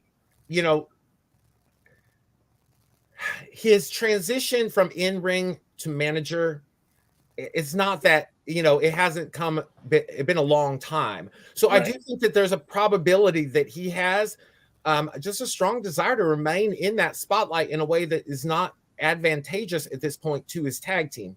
But at the same time, the oddest part to me was that Blunt Force Trauma didn't seem to give a shit. They didn't care. That too. DK, what did you think of that one? What did you think of the matchup? You're muted. Hey, you're mute. We can't hear you. Now, that's why I am all the time. I can't hear. But getting into what Jay was saying, I think this is an interesting tag team match in that I think that you have Blunt Force Trauma, who are kind of in the world tag team title picture now. And then you have, we'll go with Pollo's name, Magnum Muscle, and who you could see being directed towards the U.S. tag team titles. I thought the match was overall a good opening match. So I didn't have a problem with the match itself. The ending is kind of weird. Obviously, they're just whatever we're looking for. Stevens doesn't mind his guys losing because he loads the glove, and the guys don't seem to mind losing. So as long as they get inflict their damage, they seem to be okay. I would like to see him get a rematch for the tag team titles where we had a clear winner. Yeah. This situation to me, sometimes, I'm part of the company. I'm there. I'm watching this stuff. Sometimes it doesn't make no more sense to me than it does y'all. So I don't know what to tell you. No, that's fair. Boy, for me personally, I'm excited that you're here just to even hear the criticisms. You know what I mean? I listen to y'all critique my show all the time, y'all. Just like, what are they saying about my program? But I think you could also appreciate too that when we do like something, we make sure that we echo that as loudly as our criticisms. Well, look, y'all, I work for the company. I watch the same thing y'all do. Sometimes I'm left scratching my own damn head. I don't know. There are certain times when you just don't know where something's going or if it's going there. This is true. And that's the truth. That's just the truth. Next up, we get the promo with May in the back with Tom Latimer and Tyrus. And that was just so weird for me to see because those two, I don't think have shared any camera time since Jump Street. I don't think they've ever been on at the same time. And May asked what's next for Tom.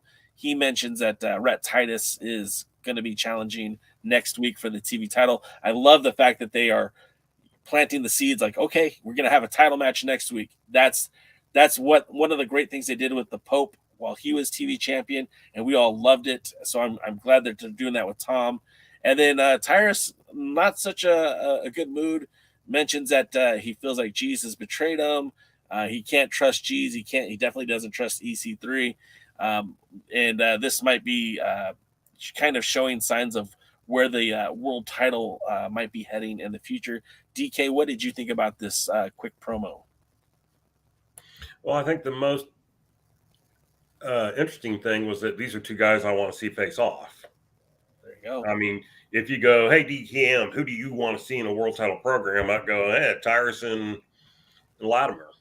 And, some of us have been fans of Latimer. Of course, Kevin Douglas was a huge fan of Tom's. Huge fan. And so, I think a match between those two would be interesting. Tyrus seems, you're talking about him facing Dogma junior heavyweight.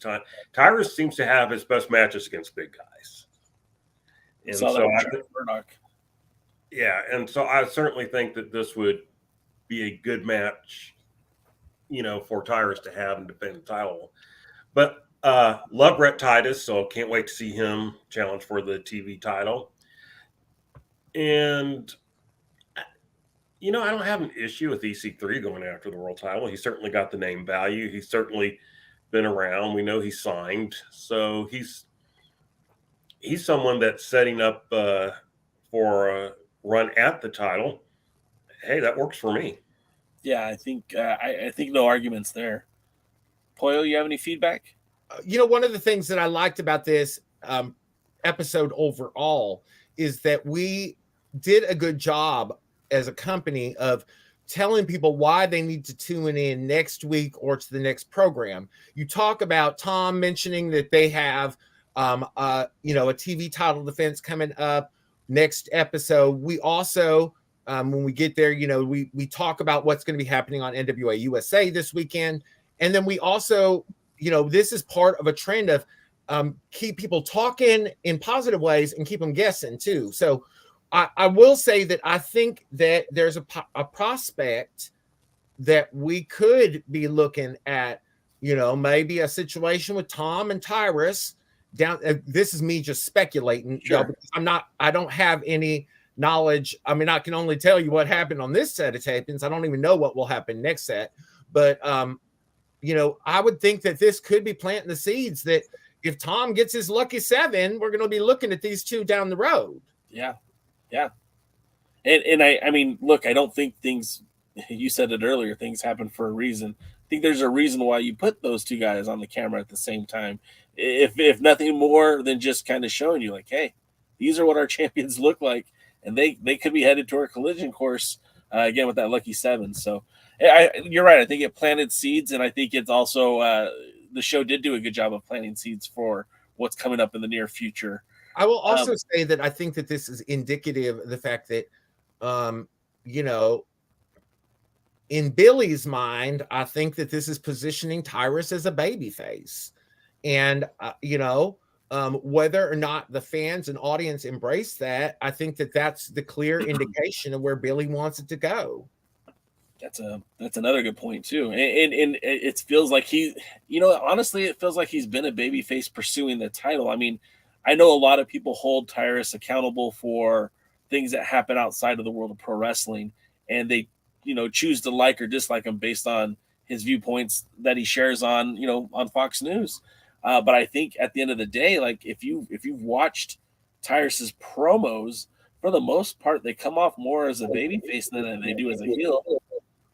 I mean, I think that that is open for debate as well. And I think that, one of the things while we're on this subject, I just want to make it very clear that Tyrus and I don't think it needs to be stated, are rather a polar opposite ends of a political spectrum. But the other thing I want to make very clear abundantly is that, going back to that earlier conversation about locker rooms and whatnot, I have never heard a political conversation in our locker room because it is a workplace. We talk about work. Yeah. And yes, I think it goes without saying what his political perspective is, because he, as part of his other job, talks about that. And I think that for a lot of people, I am a political topic just by my mere existence. This is true. But at the same time, what people do politically, I do not even give it a second thought when I walk in the locker room. Right. It is none of my business. I walk in and I interact with people as my colleagues and coworkers in the world of professional wrestling. And one of the things that I would say to people is that it can be challenging to put aside political beliefs and put aside things that people believe or what they've stated and things of that nature. But there are also times when I just, as a viewer, want to be immersed in the willing suspension of disbelief that this world of professional wrestling that I love so truly is exactly what I'm seeing on the screen. And I want to be able to put aside all of the political nonsense and shenaniganry of all people, and just live what I dream of, and that is pro wrestling. So hopefully people can watch our program and recognize that, the NWA truly has something for everyone in terms of the politics of the program and the politics of the individuals, or their love of what they love in the ring. You know what I mean? Well, and I hear what you're saying. Like for me too, pro wrestling has always been a bit of escapism. Not that I've had a bad life or anything. I'm living up in the high hills of San Jacinto. I've got a beautiful family, a wife and kids, and Pollo's in my DMs, so it's all good. But I'm in your DMs. I'll screen cap and show the receipts, Diane. Show me the receipts, Diane. Do you recognize that reference? I don't know the reference, but I don't know how to respond to it anyways. Well, show me the receipts, Diane, is what Whitney Houston said to Diane when she accused her of smoking crack. She said, show me the receipts, Diane. Show me the receipts. Okay. All right. Okay, so next up we have Kyle. That darn dirty no-gooder Dave Scooby done popped up in the chat. I see him. We have Kyle Davis at the podium with Kerry Morton. Kerry Morton, as we were talking about earlier, shadows of maybe what's to come. He was excited. He was excited to be in front of that live audience, and he was excited to be out there working with his dad, and got a little caught up in the moment. And his dad told him to get his head in the game, and he got his head back in the game. But they took the loss to La Rebellion, and he apologized for that, as as an upstanding young man should. Then he gets interrupted by America's Jawline, Jamie Stanley. Stanley's now representing Joe Alonzo and is basically looking for a title shot. Now, I think the old Kerry Morton might have just said, "Okay, bring it. Let's have that match." But now Kerry's being a little bit more creative, and he says that Stanley's man Joe Alonzo is going to have to beat somebody that Kerry chooses. So I think it's a kind of a little bit of a deterrent from what we realized from Kerry Morton and last time. DK, did you pick up on this, or am I just reading too much into the tea? No, I think you're getting it right. And, for the first time, I've made no secret that I'm not the biggest Kerry Morton fan. But for the first time, I found what's developing interesting. Okay. And, we've had our conversations about how we feel Kerry Morton should go into the future, and it does look like they might be heading that direction. And so yeah, I mean, they got me at least interested. And of course, Jamie Stanley certainly has the gift to gab. And so I enjoyed this segment. Don't know a lot about Joe Alonzo based on how he's using the NWA, but we might be setting something up that could be fun. Joe Alonzo is very talented. Very talented in-ring competitor. Now, Jamie Stanley has not been with us for a while. He sat out a couple rounds of tape-ins, and the unfortunate reality of doing studio TV tapings is if you miss a couple, if you miss one, you're off screen for like 2 months. You miss two, you're off screen for like what seems like an eternity. So I look forward to seeing Jamie Stanley come back. I do not feel like this was specifically Jamie's best work because Jamie is so talented. There was a lot of it's the equivalent of ring rust. If you're not doing it, you have to rev back up. I look forward to seeing where this is going, and I certainly think I will tell you when we were at those studios, I saw Jamie Stanley and saw Joe Alonzo together, and I personally wanted to see them in a tag team. I wanted to see them get a whole package situation where they look alike. I think that I think it could be very intriguing. Bless you. Thank you. Sorry about that.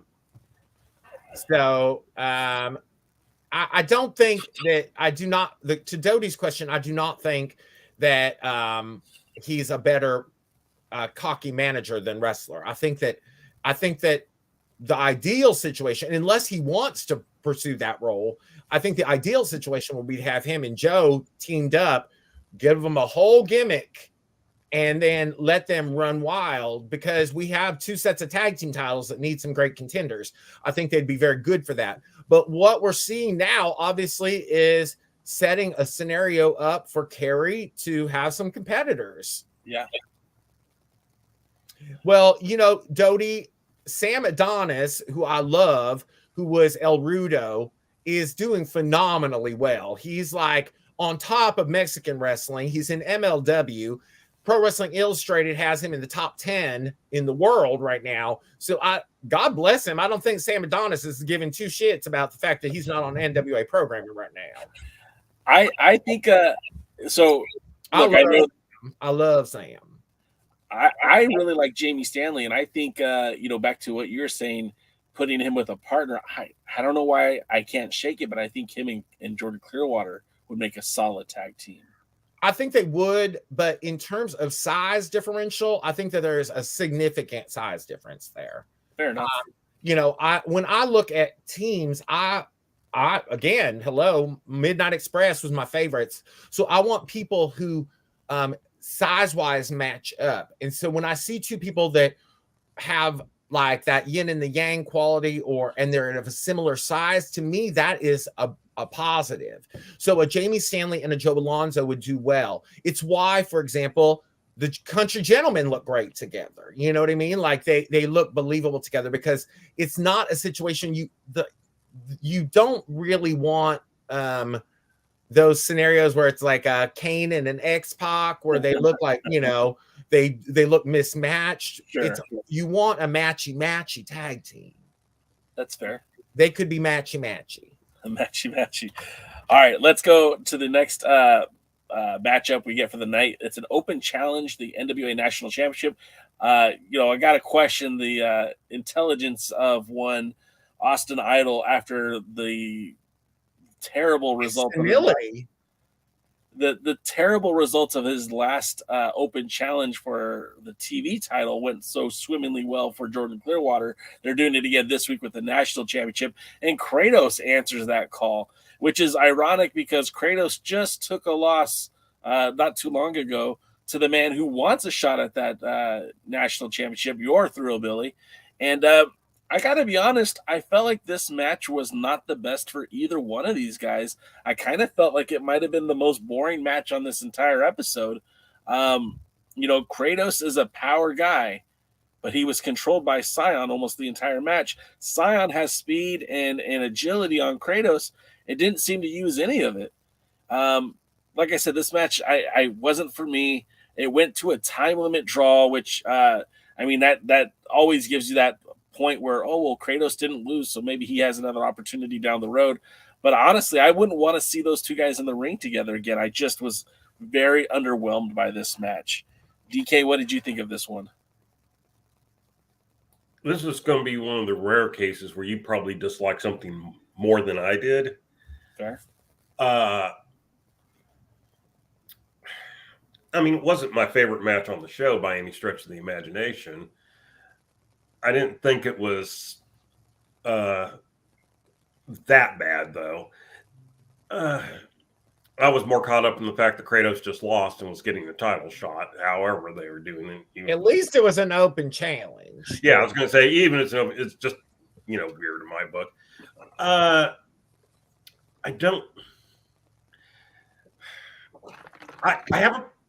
can't get excited with Cyon.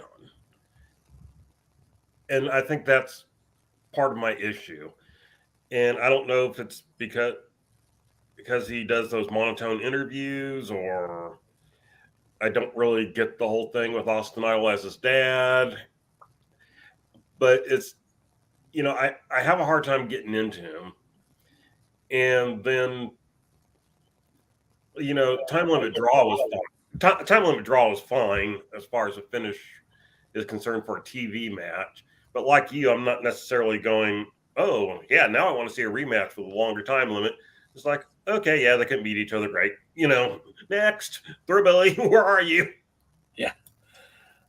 Pollo, I know, I'm not expecting you to lambaste these guys, but do you have some insight into this match?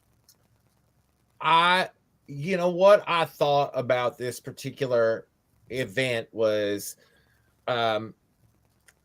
this is something that the audience at home shouldn't ever have to contemplate. But I do know that this particular match was taped like 15 hours right after the pay-per-view. Right. So to me, as their co-worker, as somebody who was on that same schedule, I know that they were not. When I say not at 100%, I don't even mean just the fact that Kratos probably had not even regained the amount of blood he had lost the night before. But we were exhausted. Everybody was exhausted. And honest to God, I don't like to do this to any audience because Tampa was lovely to us, but that particular audience was like pulling teeth, and a performer gets energy from the audience. And so when there's nothing that you're doing is eliciting a response, it's hard to, I think it's hard to like hit the gas pedal, because like you're trying things and you're wanting a response, and you're not getting it. So when you put the fact that they are already, probably like exhausted, and the fact that audience was giving nothing in return, that plays into it. But at the same time, this match for me, I like the Cyon character. I've liked the Cyon character since its introduction. I enjoyed the development of this character. One of the things that, and this is me speaking not as an employee, but as a fan of the product, I wish that we would see, that revelation has come to pass. And where does Cyon go from here is my question. What is in the future for Cyon? Where does that character go? Not just where does the title defenses happen, whatever. Where is that character going? And I think that the title situation, it's obvious where it should be going. And there should be a one-on-one confrontation between the Thrillbilly, Silas Mason, and Cyon, with Pollo Del Mar at ringside, as well as Austin Idol, because we did not see that in New Orleans. That was the distinction here. I think that we would have a different outcome if I was there. And I think that's where we should be going, but I question whether that is where we're going. I think to your point, just add to your point, Pollo, I think the biggest problem with Cyon right now is there needs to be some sort of adversity. That he needs to either lose the title to make the character interesting, or he needs to have some sort of falling out with Austin Idol himself to make that character interesting to me. Now, maybe they could find another way to get there, but that to me would be like the quickest way to get it. I want to piggyback on that real quick because this is something that Pollo brought up earlier. Is this a place where we're at a disadvantage that there aren't clear heels and clear baby faces, in that the crowd doesn't really know, well, who am I supposed to be cheering for? Who am I supposed to be booing? We've said on the show a lot of times, seems like Billy likes to put heel versus heel matches together, which kind of leave the crowd going, I don't want to cheer for either one of them. And so is that a weakness of this? Not, here's so-and-so and he, Cyon, and he's a heel, and here's Kratos and he's a face. And so I know I'm going to cheer for this one, and I know I'm going to boo for that one. I do think it's a disadvantage. I think it's a disadvantage for the workers too, because we don't know what kind of relationship we're supposed to foster with the audience once we walk through that curtain. Because, I grew up in the Freebird Von Erich feud time, and, we hated the Freebirds. We loved the Von Erichs. And, go back, you were talking about the Midnight Express. Go back and watch when the Rock and Roll Express show up in, North Carolina the night after they regained the World Tag Team titles from the Midnight Express, and just watch the crowd pop with the announcements. They're coming down, and all the girls, and not just teeny bopper girls, all the girls, clawing at them. They used to say the Von Erichs got more scratches on their way to the ring than they did in the ring. And I that's my one thing with modern wrestling, if we want to call it that I struggle with, is who am I supposed to cheer for? Who am I, Jim Ross. I don't think that's a problem with modern wrestling. I think that there's only a handful of tweeners, if you will. I do think that perhaps I do think that it is an area where, ironically, of all the things that break from the NWA tradition that Billy loves so much, that's the one thing that he does break from. It's because he likes to let the audience decide. You know what I mean? I see that, but it seems like once they made a decision, they should kind of stay in that lane for a while. Roll with it, right? Otisson was hated while he wrestled Bully Ray, and then as soon as that's over, all of a sudden he's being cheered in the next show, and it's kind of like, okay. Well, like Boyle says, they let the fans kind of react, and if the fans are reacting positively, you want him to go out there and be a heel when the fans are cheering for him? Sometimes it's just challenge. It's certainly a challenge, and I think that unless you are, the only time that you can really it's challenging because you have to interact with the audience in a very key way to get responses. If you got mic time, you can certainly guide or whatever. But in general, like I said, I think Billy just loves to let the audience decide on their own.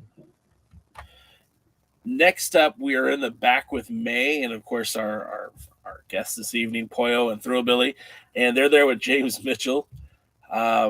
James Mitchell is not a very kind man to you. He is ghastly. They're promoting the matchup between Judas and Thrillbilly, and of course Thrillbilly's telling the sinister minister, Father James Mitchell, whatever you want to call him, that the last time that they stepped in the ring, they were different people, but now the Thrillbilly is firing on all cylinders, basically. And we whooped him last time too. Well, in the vitriol that James Mitchell had for you, Pollo, that's what surprised me. He didn't go after Thrillbilly; he went after you. Well, that's because he knows that Thrillbilly is going to whoop that Judas' behind, and I think that he's intimidated. He is not used to a woman like me. That's for sure, 100%. Out there dressed like Satan's pimp, used to hanging around hell's harlots, and I am not that. I'm a good, upstanding woman.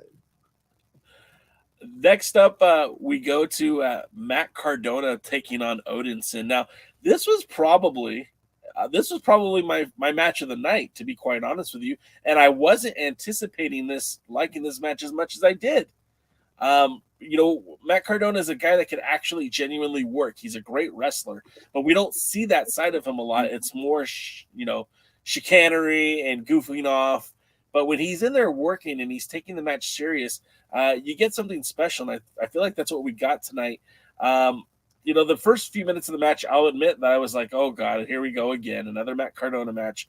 But things started to pick up. Cardona showed that he could wrestle. He was bumping for Odinson. We saw a lot of Cardona eating a lot of Odinson offense. Cardona gets the win when he beats Odinson using the spray can and kind of stole the victory there. But I thought it was a good match, and you know what? I think Odinson looks better for having that match with Cardona. DK, do you have any insight on this one? You're muted. Yeah. Here's the thing with this match. Like you said, I was surprised by how much I enjoyed it. But hitting a little bit on my last statement, Cardona's a heel. We know he's a heel. He acts like a heel. So we had someone to boo. And let me tell you, being a good heel, I think, is a better thing than being a good baby face. Roddy Piper once told Hulk Hogan, they wouldn't have been cheering you all those years if they hadn't been booing me. And there's some truth to it. And in this, Cardona's showing, it's not Rolando. And so they're not doing kind of a goofy, stupid little thing. They're putting him in the ring with the wrestler. He's the veteran. He knows how to make, the younger guy look good. He has a good match. He cheats to win. Beautiful. Perfect. Yeah. That's what I want to see. Week in and week out. Yep. Pollo, you have any insight you would like to share? I thought it was a fantastic match, and I think that you are correct that Odinson is somebody who is being developed week after week and match after match. I think that he's coming into his own. Next up, we are at the booth with Kyle. Matt Cardona approaches Kyle Davis, blames Bully for his title loss. Blames everyone for everything. Bully comes out, and Cardona goes back to the old, if Billy beats Mike Knox, we'll have a match. And Bully's like, I already beat Mike Knox. Let's have the match. But this is something I think this is a smart move for the NWA because it did box office elsewhere. I kind of wish that the NWA got to it first, though. But I still think that there's business to be had. It's a good opportunity to I'm sorry? Did I miss something? I think there's a business to be had. I think this was a good move, and hopefully maybe this gets resolved at the 312 pay-per-view in Chicago. DK, any additional thoughts? I think mainly we're seeing Cardona at his best character here in the NWA right now. I wasn't overly fond of how he was brought into the NWA and his world title run, how that was handled. But I think now that they've kind of moved past Rolando and stuff, we're seeing a Matt Cardona as being that kind of squirrely little heel that we want to see get his ass kicked. Yeah. And that's, I used to say about Tully Blanchard, I never understood Tully Blanchard. I just hated him so bad. And it wasn't until years later that I realized with Tully Blanchard that I was willing to pay money to watch Tully Blanchard get his ass kicked. I didn't care who won or lost in the ring. As long as Tully Blanchard got his ass kicked, I was a happy guy. And so I think we're seeing that kind of character development or use would probably be more accurate in Cardona now. And so I'm enjoying this Matt Cardona. Pollo, you have any thoughts? I think that these are two of the biggest names that we have in the NWA right now. And I think that having them in this particular program is wonderful for a lot of reasons, because as you mentioned, it's done business in other locations, first of all. And second of all, it is in keeping both of these individuals very close to the top of the card without necessarily being in the title scene, which is fantastic, because what is happening here is that when this program is done, either or both will be poised to return right back into that title scene again, if that's what they choose to do. Right. But this is a scenario also where these two are very masterful storytellers. So even without stepping into the ring, both of them are capable of telling a very compelling story. And that to me is actually far more important as a viewer than the potential for a great match in Chicago at 312. The fact that I want to see compelling stories play out every week on the program that I'm part of. Yeah. Next up, and this might have been one of my favorite things of the night too, was the video packages with the Renegade Twins and the Pretty Empowered 2.0. The interesting thing about this, obviously, is that Pretty Empowered, the team of the team of Ella Envy and Roxy are 0-2 against the Renegade Twins. So coming right off the bat, there's a lot of doubt, at least as from the audience. But you've got this package that highlights, how passionate both teams are about this match. You've got Ella Envy, who I absolutely adore, calling out the Renegade Twins, saying they're not even real twins and they don't even want to be here. I love this kind of segment. I wish and I hope that this is something that continues to grow with the NWA, because these talking head segments, I really feel like are telling the story that maybe if you're a first-time viewer or haven't watched in a while, it tells you exactly what's going on. DK, do you agree? Yeah, I do agree. You should always assume that you got new people watching your show. And so you want those new people to understand kind of what's going on. And so that's a good thing. And I had to chuckle a little bit at the line about how they don't even want to be here, because it's one of those things that you don't have to know anything, and it's a good line. But if you know kind of some of the behind the scenes stuff, primarily, the Renegade Twins are probably going to ROH, or maybe already have. Yeah. And it just fits beautifully. And so Pretty Empowered were one of those teams that I was able to change my mind. And one of the things I always say, I am very open to changing my mind. We talked about it earlier with POLLO and Thrillbilly. We've talked about it before with Pretty Empowered.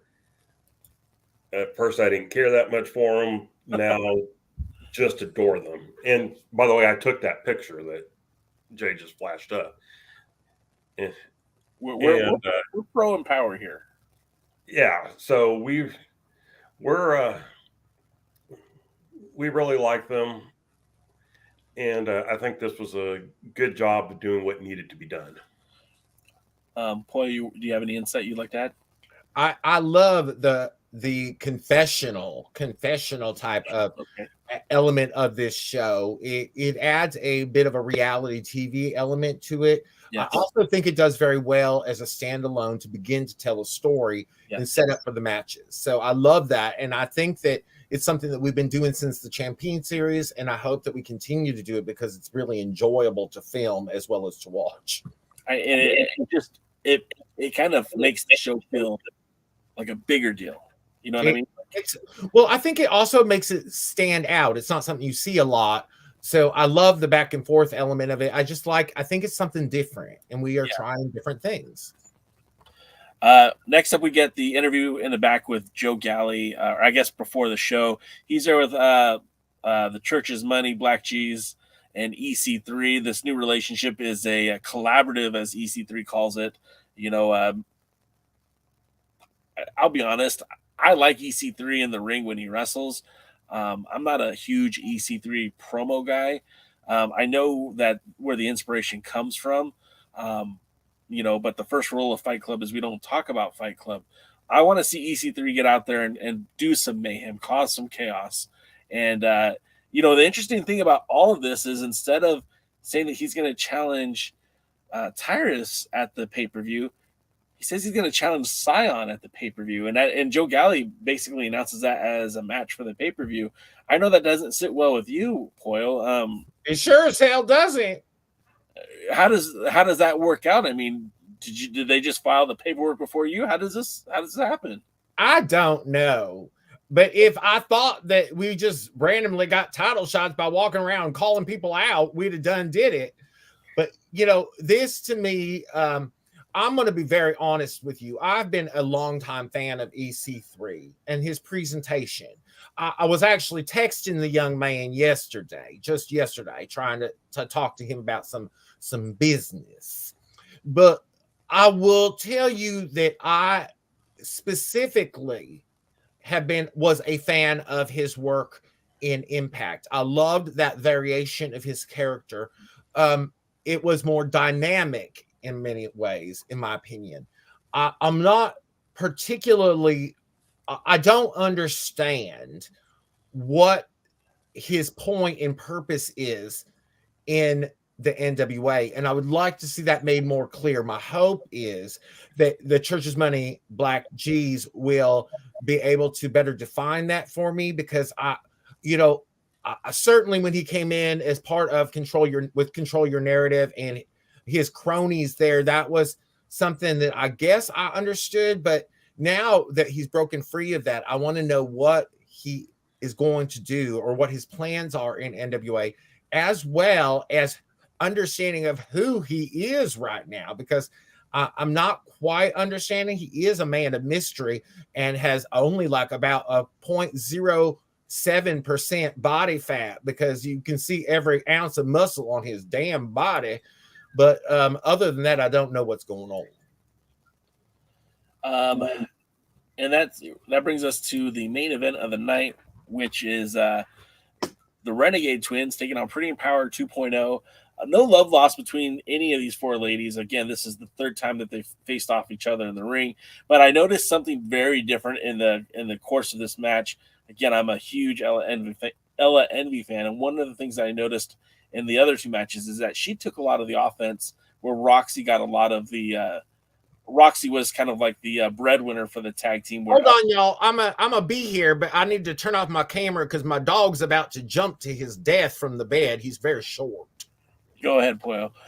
So we see this moment where Ella Envy's actually in there delivering a lot of the punishment, which is, to me, this was kind of cool because, again, we've seen her being more of the heel in peril. The match was good. I thought it was a very good match. It was the finish to it kind of came out of nowhere.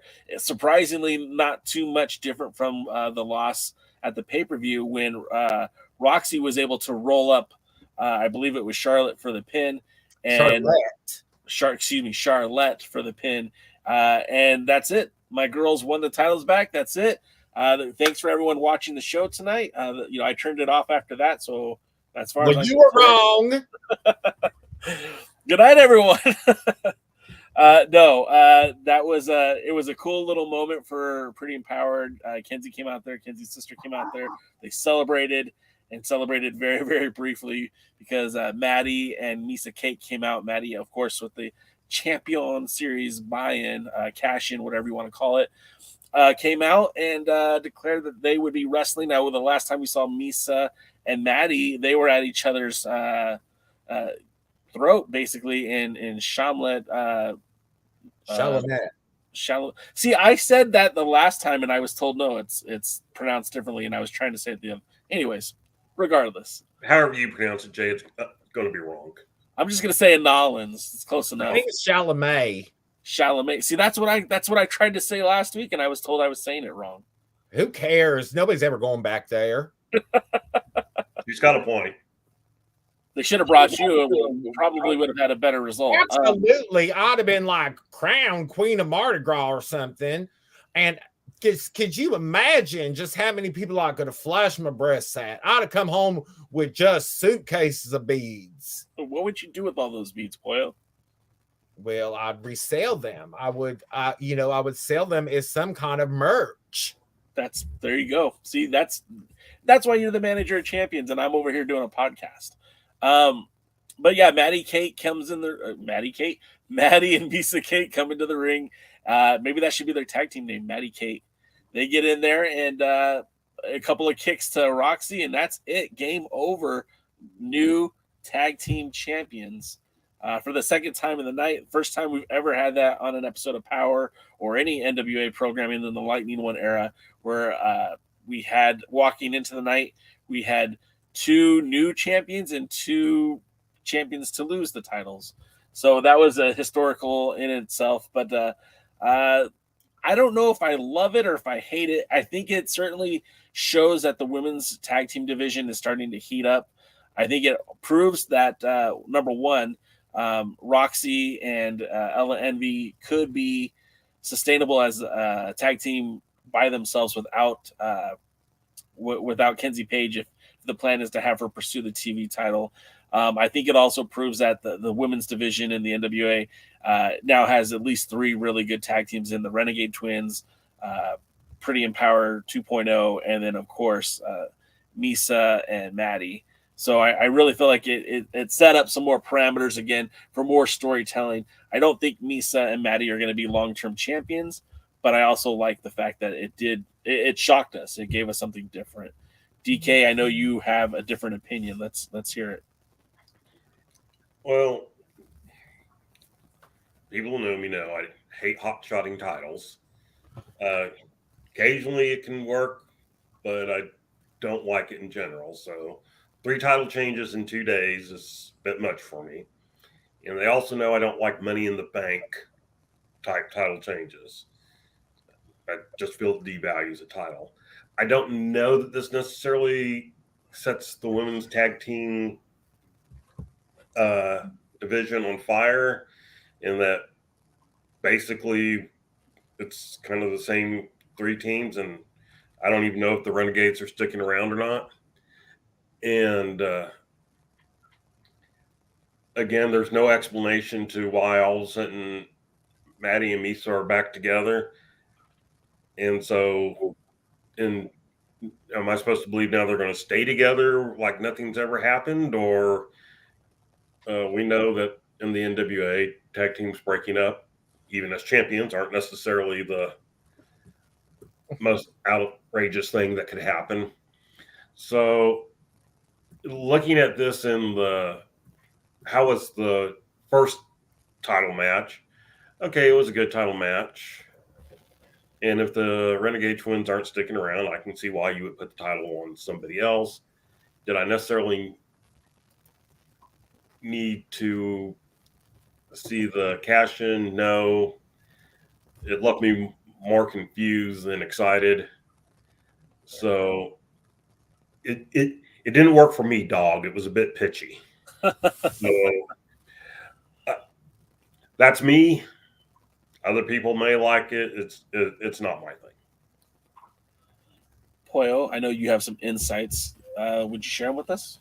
Yeah, I thought this was outstanding, to be honest. And I do understand, with all respect to the idea of hot-shotting titles or moving things around real quickly, it certainly can devalue championships and things of that nature if it's done on a consistent and ongoing basis. But I think that there is something to be said for also shaking up people's expectations of what is and isn't possible within the National Wrestling Alliance. I think that it is worthwhile to think about the fact that people came out of this particular episode of Power rather shocked, because they got, a title match and then an unexpected title match on top of it. I think that there are things that like this that we can do that will make people talk. And I think that one of the things that has been lost, perhaps because we are a taped television program, things like that, is the idea that anything can happen. We say that about other wrestling. Anything can happen in the world of professional wrestling. I think that there's a lot less surprises with NWA than there could be. And I think that this is certainly sending the message that, especially with so many people coming out of the Champion series with those, title opportunities that are guaranteed, we could see things that are really unsettling and or shocking or unexpected at any given time. Well, then I think also too, just to echo your sentiment, there was a reason why the Champion Series was important, and if everyone cashed in and lost, then that I think that would devalue the Champion Series. That's got to be a proven commodity. Like, hey, this is why you fight so hard to win, because you're going to get opportunities like this. You know, we saw just a few weeks ago Alex Taylor. Instead of taking the shot at the 31st on the live episode, said he'd see Ricky Morton at the pay-per-view. That didn't pan out well for him. But then we see Maddie, pick her shot right at the prime spot when Ella and Roxy went through it. They went through the ringer with the twins. So I do feel like that played a role in it. Like, that's why that kind of worked for me. And I don't know. That's my 2 cents. Well, I think that after we saw, Mims, his failed effort, after Alex Taylor's failed effort, this dog is in love with me, y'all. I got to tell you. But I think that this was a shakeup of sorts, and I also think that one of the things that we saw here too is that we've seen it was a great way, an opportunity to reinvigorate the tag team division and to reset, because it is not a shocking bit of information that the Renegade Twins may well not be with us for very long.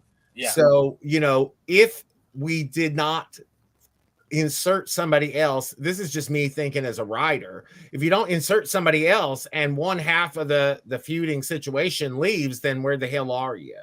So now we have somewhere for this story to go. Yeah, I get that. So that, of course, I do have a quick question for Pollo. Mm-hmm. I know we're running late, but I have a quick question. The one time that I did enjoy a cash in was last year with Jack Stain, where he cashed in after having a match where he taps out and then beats him up and cashes in immediately. I was just wondering what your thoughts on, because to me that was like the perfect use of the cash in.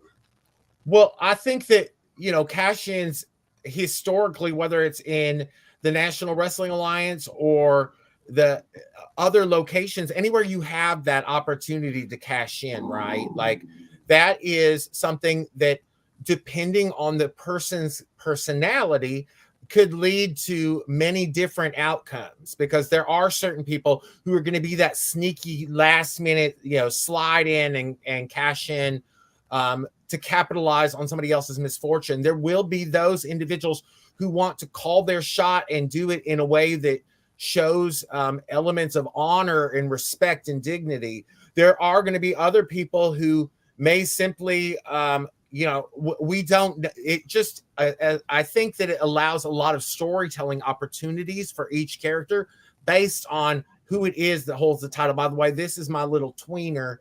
His name is Jasper. He's extremely popular on my Twitch. He's a lot like you, DKM. I hear Jasper. And sometimes if you come over on my Twitch, I will actually put hair on him and let him be a Karen. He'll complain about random things. Awesome. Okay, so we're going to wrap up the show with that. Pollo. Thank God, honey. I thought that my whiskers on my tits were going to grow back. How can folks watch what you're doing over on your channel? Well, y'all, my Twitch is twitch.tv/Pollo Del Mar. And then on the Twitter, I am the Glamazon PDM, like Pollo Del Mar. And then on the Facebook, the underutilized TikTok, and the Instagram, I am Pollo Del Mar Fans. That's Facebook, TikTok, and Instagram. Pollo Del Mar Fans. And that is because some darn dirty no-gooder done stole my name on the Twitter and the Instagram. That son of a bitch. They are just, I was beside myself, honey. It was horrible. It was terrible when I found that out. Well, we're gonna call it a night. Thank you so much for your time, Pollo. I really do appreciate it. It's freaking great having you on here. You and I have talked, and I don't care if people know that I've been in your DMs. He's been in the DMs, y'all. But Pollo has such a great mind. I refused to sext him, though. I was like, oh, no, I will not. I do not know what kind of lady you think I am, but I'm reformed. There's so many different ways to go, and all of them make me look bad, so I just won't. So again, guys, check out Pollo's streams too, because on a lot of those streams, they'll watch wrestling, and you hear some That's more. all I watch, honey. All my streams are wrestling. Well, there you go. Every time I'm on, that's what you're watching. So I old school wrestling or Papa Joe Kazana's wrestling promotion, currently JCP Joe Kazana Promotions, because it feels like an old school wrestling. It does. It reminds me of for our NWA longtime fans. It reminds me of Tony Gibbons' Smoky Mountain when he was still running. I know they're coming back soon too, but that's besides the point. Pollo, again, thank you so much for your time. We'll be back here next week with a pre-party with me. Also, tomorrow, Friday, 3 p.m. On YouTube, we'll have the interview with Wrecking Ball Legursky. Make sure you check that out. It was a lot of fun talking to Wrecking Ball. But until then, guys, we'll see you at... Don't forget, y'all, I'm going to cut him off before he does this. Y'all who are watching this, you need to tune in to the NWA USA at noon. Shut up, dog. NWA USA noon Eastern Standard Time on NWA's YouTube, because on Saturday, the Thrillbilly and the lovely Pollo Del Mar are going to be facing Judas, the high priest of pain, and that nasty no-gooder, darn dirty no-gooder, Reverend James Mitchell. Okay, go back to your, we'll see you at the matches. We'll see you at the matches. Are you ready? Thanks for joining the stream. This has been a presentation of Alliance-Wrestling.com. We genuinely appreciate your support. Would you consider subscribing so you'll never miss a future episode? I'd also like to remind you we do a live stream every Tuesday at 5 p.m. before NWA Power. You can find us on social media at The Alliance Blog. And until next time, we are The Alliance.